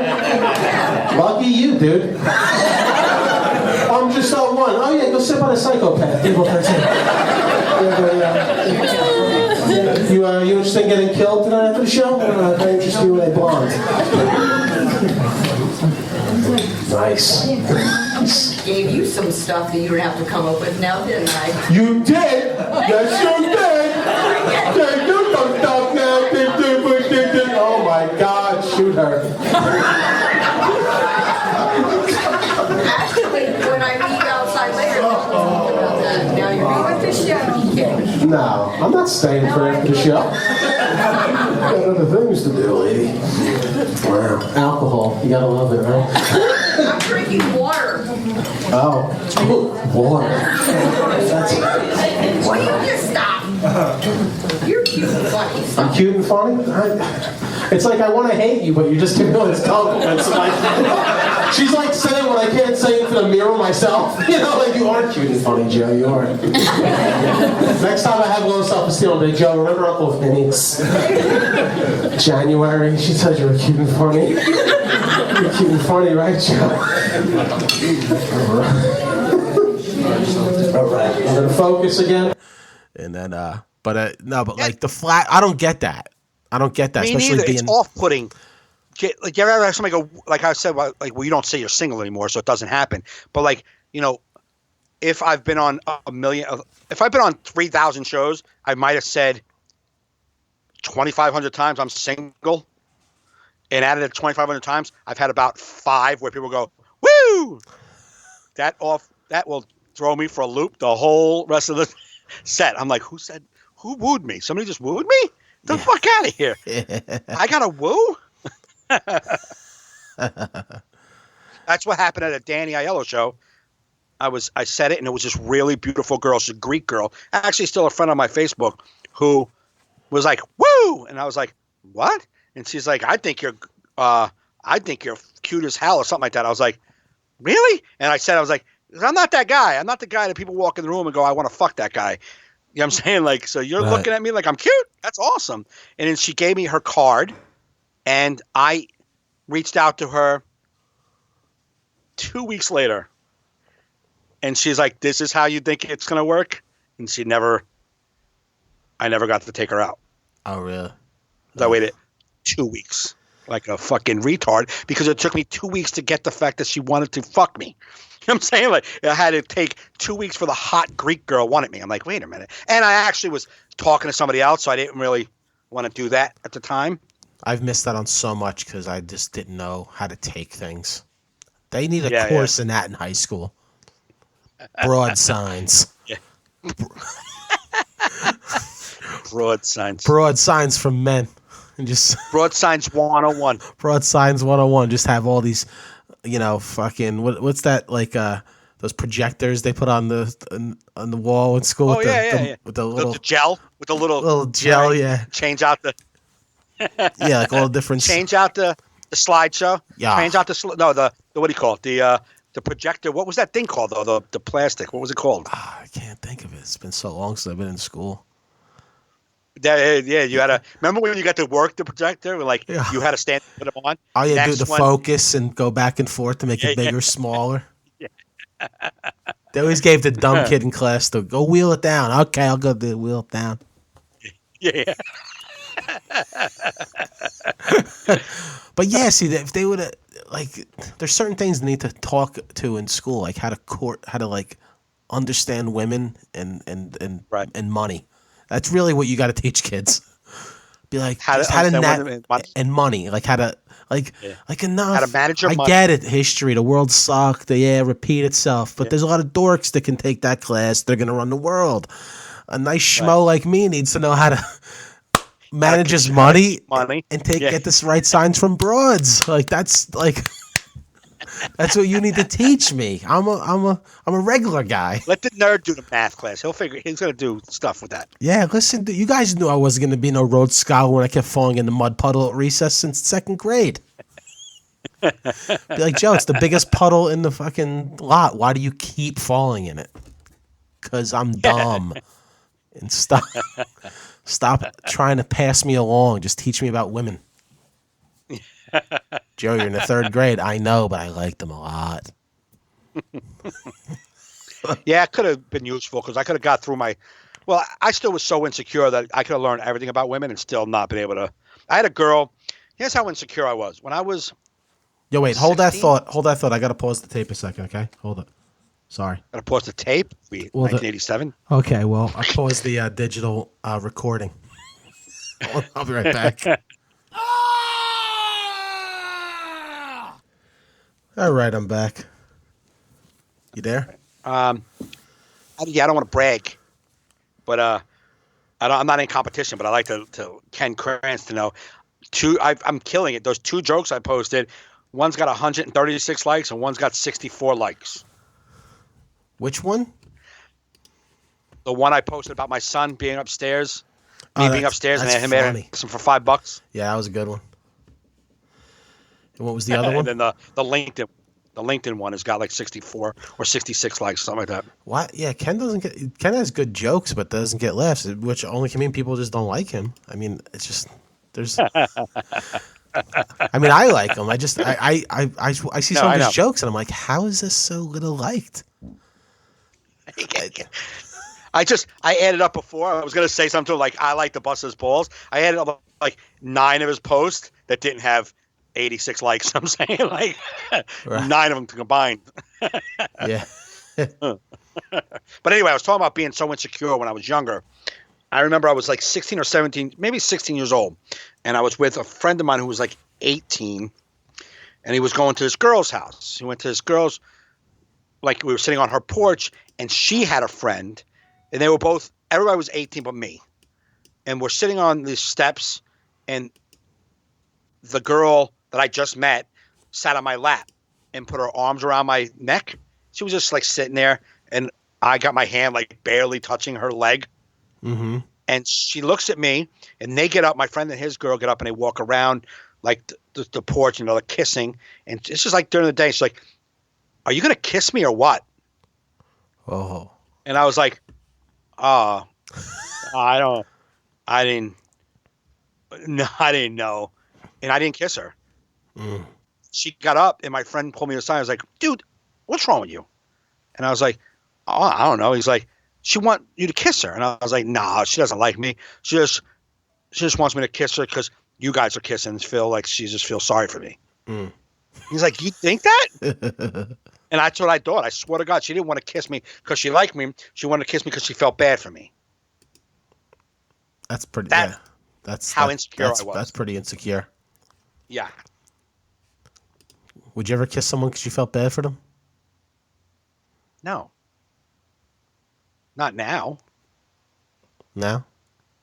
No. Like I'm trying to think if a of girl what- said like, "I've never been kissed by a man," I can Depends never. on what she looks like. Yeah. Because if she's hot, I'm kissing her for me anyhow. If she's like she's average.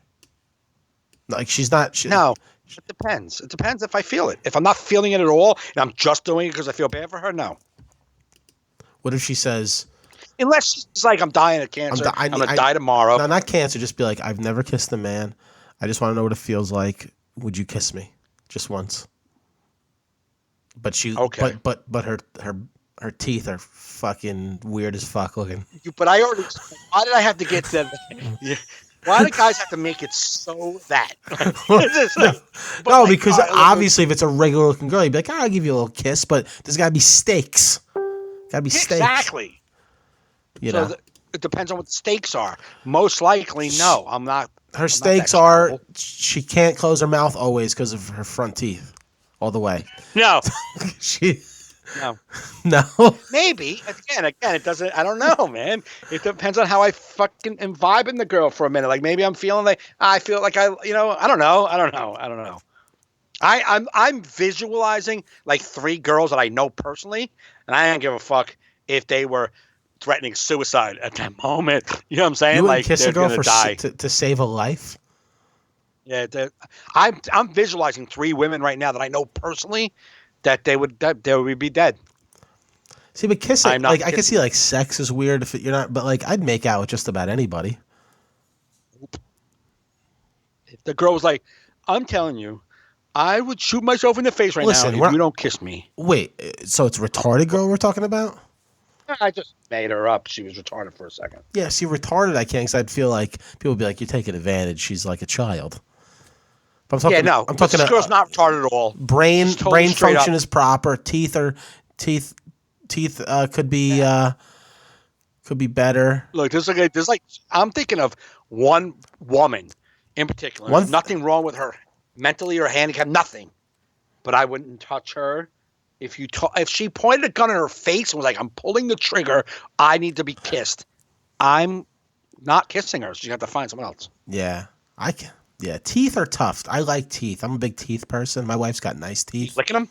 I just like to look at nice teeth. I can't. Yeah, I do too. I can't take like if you have a lot of whiteheads on your face. That's probably I couldn't do it. Like if it was like you know.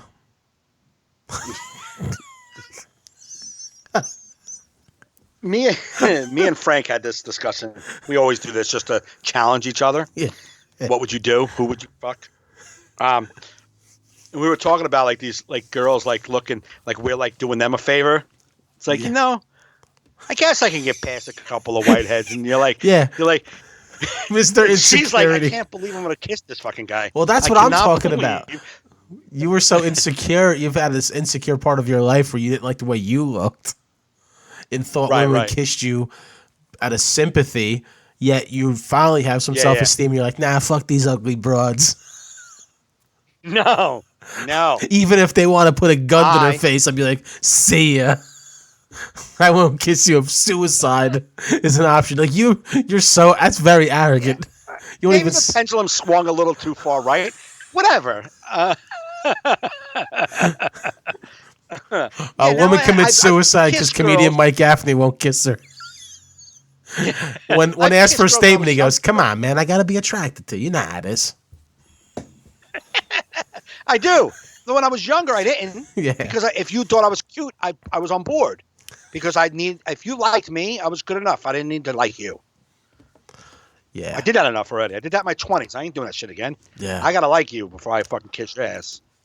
That's just the way it is. Yeah, kissing's very personal.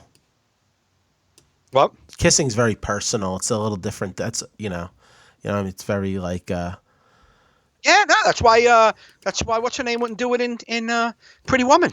Because she's kissing is intimate. Yeah. But the girl that I'm thinking of, I wouldn't touch her at all.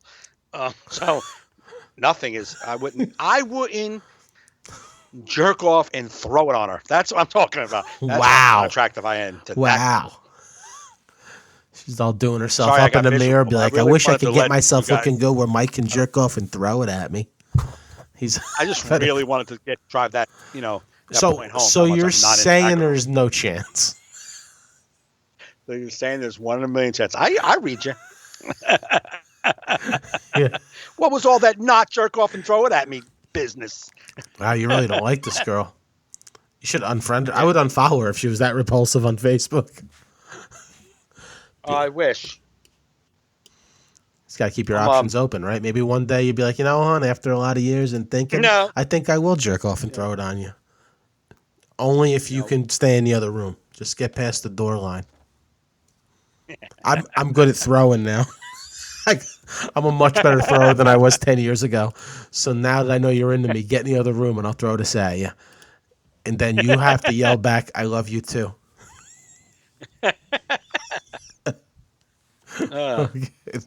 That's a good. That's a good way to almost end the podcast. Yeah. If I have another thing of audio, if once I do listen to it, I had these stone kids at my one show. They were 19 years old, just sitting in the front of the club, and they were just the front table, and just staring ahead like at my feet, and like the whole audience is laughing, and they're just zoned out, and one gets up and walks out. So I thought he was just like not having a good time. Turned out he was just high as fuck. So I acknowledge it to one kid, his one friend. I'm like, "Are you high?" And he's like, "Yeah." And then a little later on, the other friend comes in and I ask him, and I'll put that audio in. It's pretty funny. If are you gonna put it on the audio? I don't have it ready. I'll put it in. Not right now. I'm saying. Yeah, if it came out, because I haven't even listened to it yet. But I'm sure it'll be good enough to put in. But it was they came up to me after the show. They're like, "Dude, that was so funny, yo, man. I love when shit's in the moment." They all talking like the dude had they just, I don't know, young kids just crack me up. They're so funny, man. He's like, "Yo," and the one dude. They have no care. I was told. I told him. I if it's in the recording, I said that. I go, "Dude, I'm jealous of your life. Like, I want to be 19, high at a comedy club with no give a fuck. Like, I miss that part of I miss that carefree part of life." I'm slow tonight. You alright, bro? You're fucking high as fuck, aren't you? This motherfucker has been staring at that salt shaker for about 10 minutes right now. Did you see I think his friend's on acid. He just got up and was like, "I'm fucking out of here." This motherfucker's talking about penis on the bombs. I'm like, out of here. I just told him he was like this. Weirdest face ever making a comedy show is fear. I love you, dude. That's awesome, man. Good for you. Oh my god. Oh my god. Are you high as fuck too, dude? Yeah, you're high as fuck, man. You guys haven't made eye contact with me the whole time. He stared at the salt shaker the whole time you were gone. I saw you get up. I was like, I think he's at home. Like you were like, ow. I was like, yo, that was tripping on something, man. Edibles? No, just smoking. I bet they don't even know they came here. Like, you're just walking up the street, they're like fucking bright lights and shit. How old are you guys? 19. I fucking miss 19, right? Just fucking go anywhere, just like this. Love it, man. Love you guys. You're living the life I want. I'm married and eat cookies, bro. It's fucking over. You guys are brilliant. You were just making us depressed. What? I was super depressed before. Why? What I said it depressed you? You got to do so many drugs, and now I can't even eat cookies. Yeah, like that's sad about that. Oh yeah, don't worry, you'll be in rehab one day. Like, I'm telling you. actually. Rehab's not bad. I mean, I am right now. What? I kind of am right now in rehab. You're in rehab? It's not working. That's a bad rehab. That rehab needs to shut down. Like, their patients are coming to comedy shows. What's your name? Noah. No. Where's Noah? He's on his bunk. Apparently he's high in Uncle Vinny's Comedy Club. He's in rehab now and high. I love Noah. Noah, yeah. You're 19. I got clean at 20. You got a good year to go. Just sip a weed, you'll be fine. Noah. Holy shit. I don't know where to fucking go with these guys. Right. But like his brother was there, and his brother said he really liked my stuff and started following me on Facebook, and he lives in Hoboken and wants to be a rapper. And, Okay. But like his enthusiasm. Guy wants to do a show with you.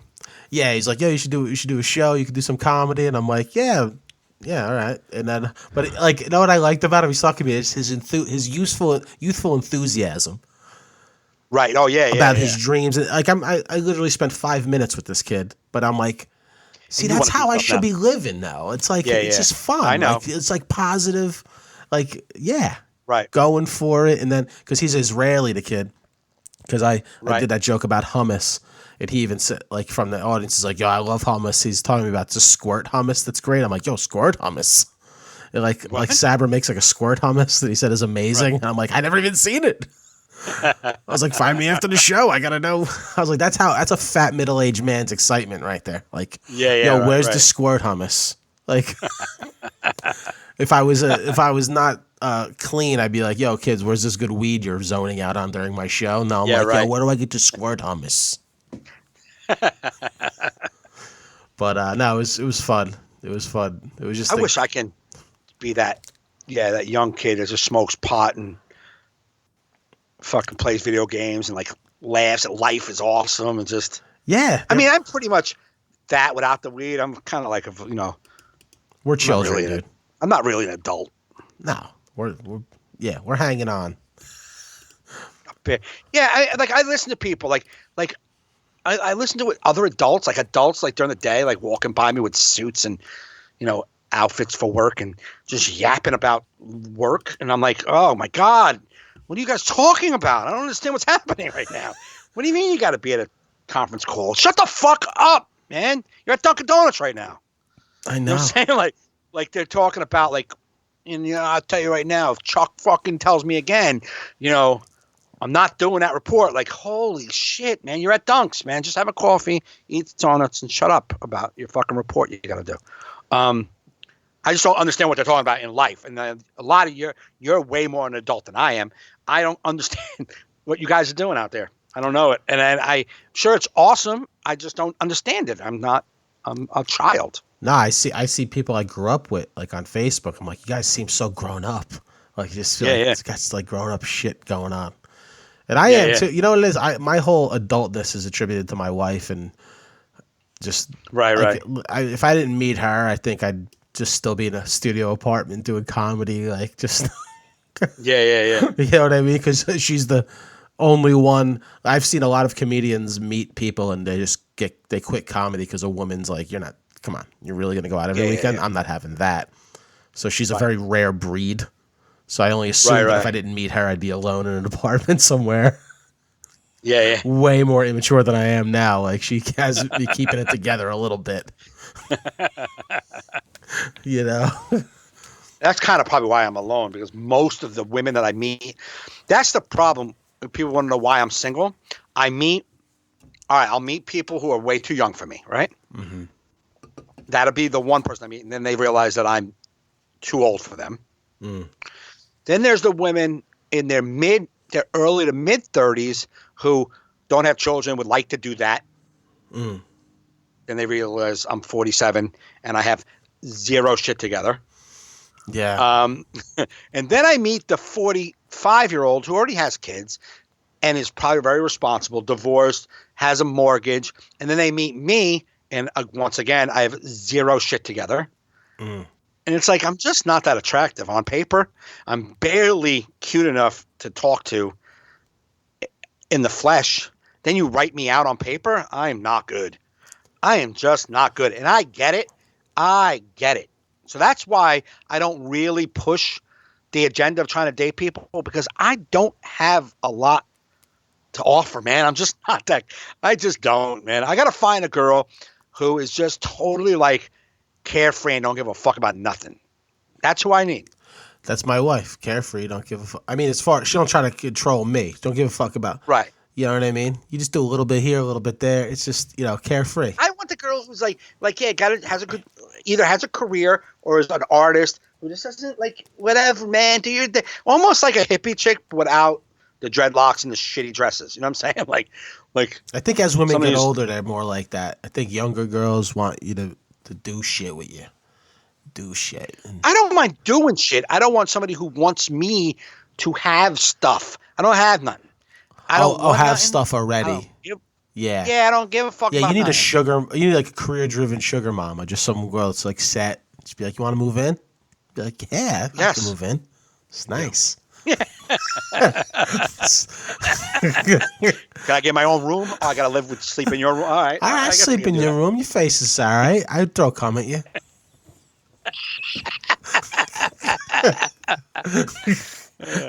I wouldn't let you commit suicide. I would make that, would you? Oh, Mike, you're so nice with the words. Be like, that's what I do for my baby. You can tell me how to elevator in the house. You get prettier as the night goes on.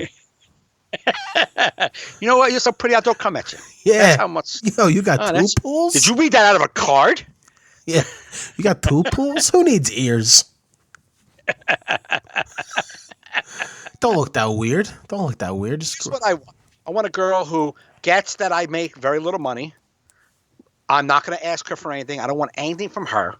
I don't want her money. Just let me fucking be. Yeah. Let me be. Let me struggle. Yes, I struggle. Let me struggle. Now, say you met now you've raised children and now they're adults and going off on their own journey. So at your age, say you met a girl that had all that but wanted to have a kid with you. Would you have another kid at this age? Here's the thing.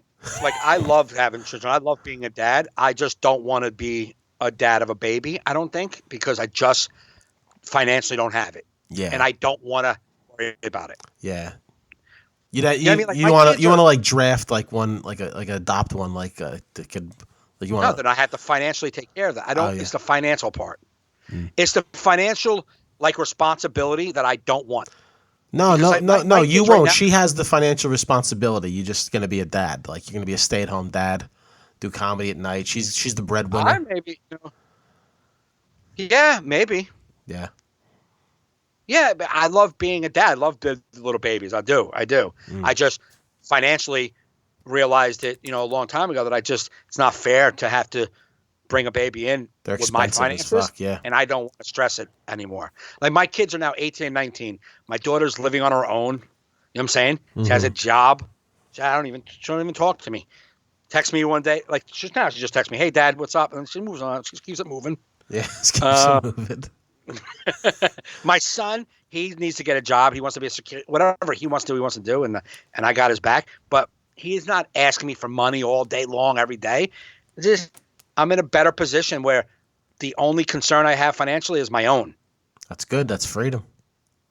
You know what I mean? I mean, I should probably worry about my son more, not my daughter. She's got her shit together right now. I should probably worry about my son a little more because he doesn't have money, but I don't.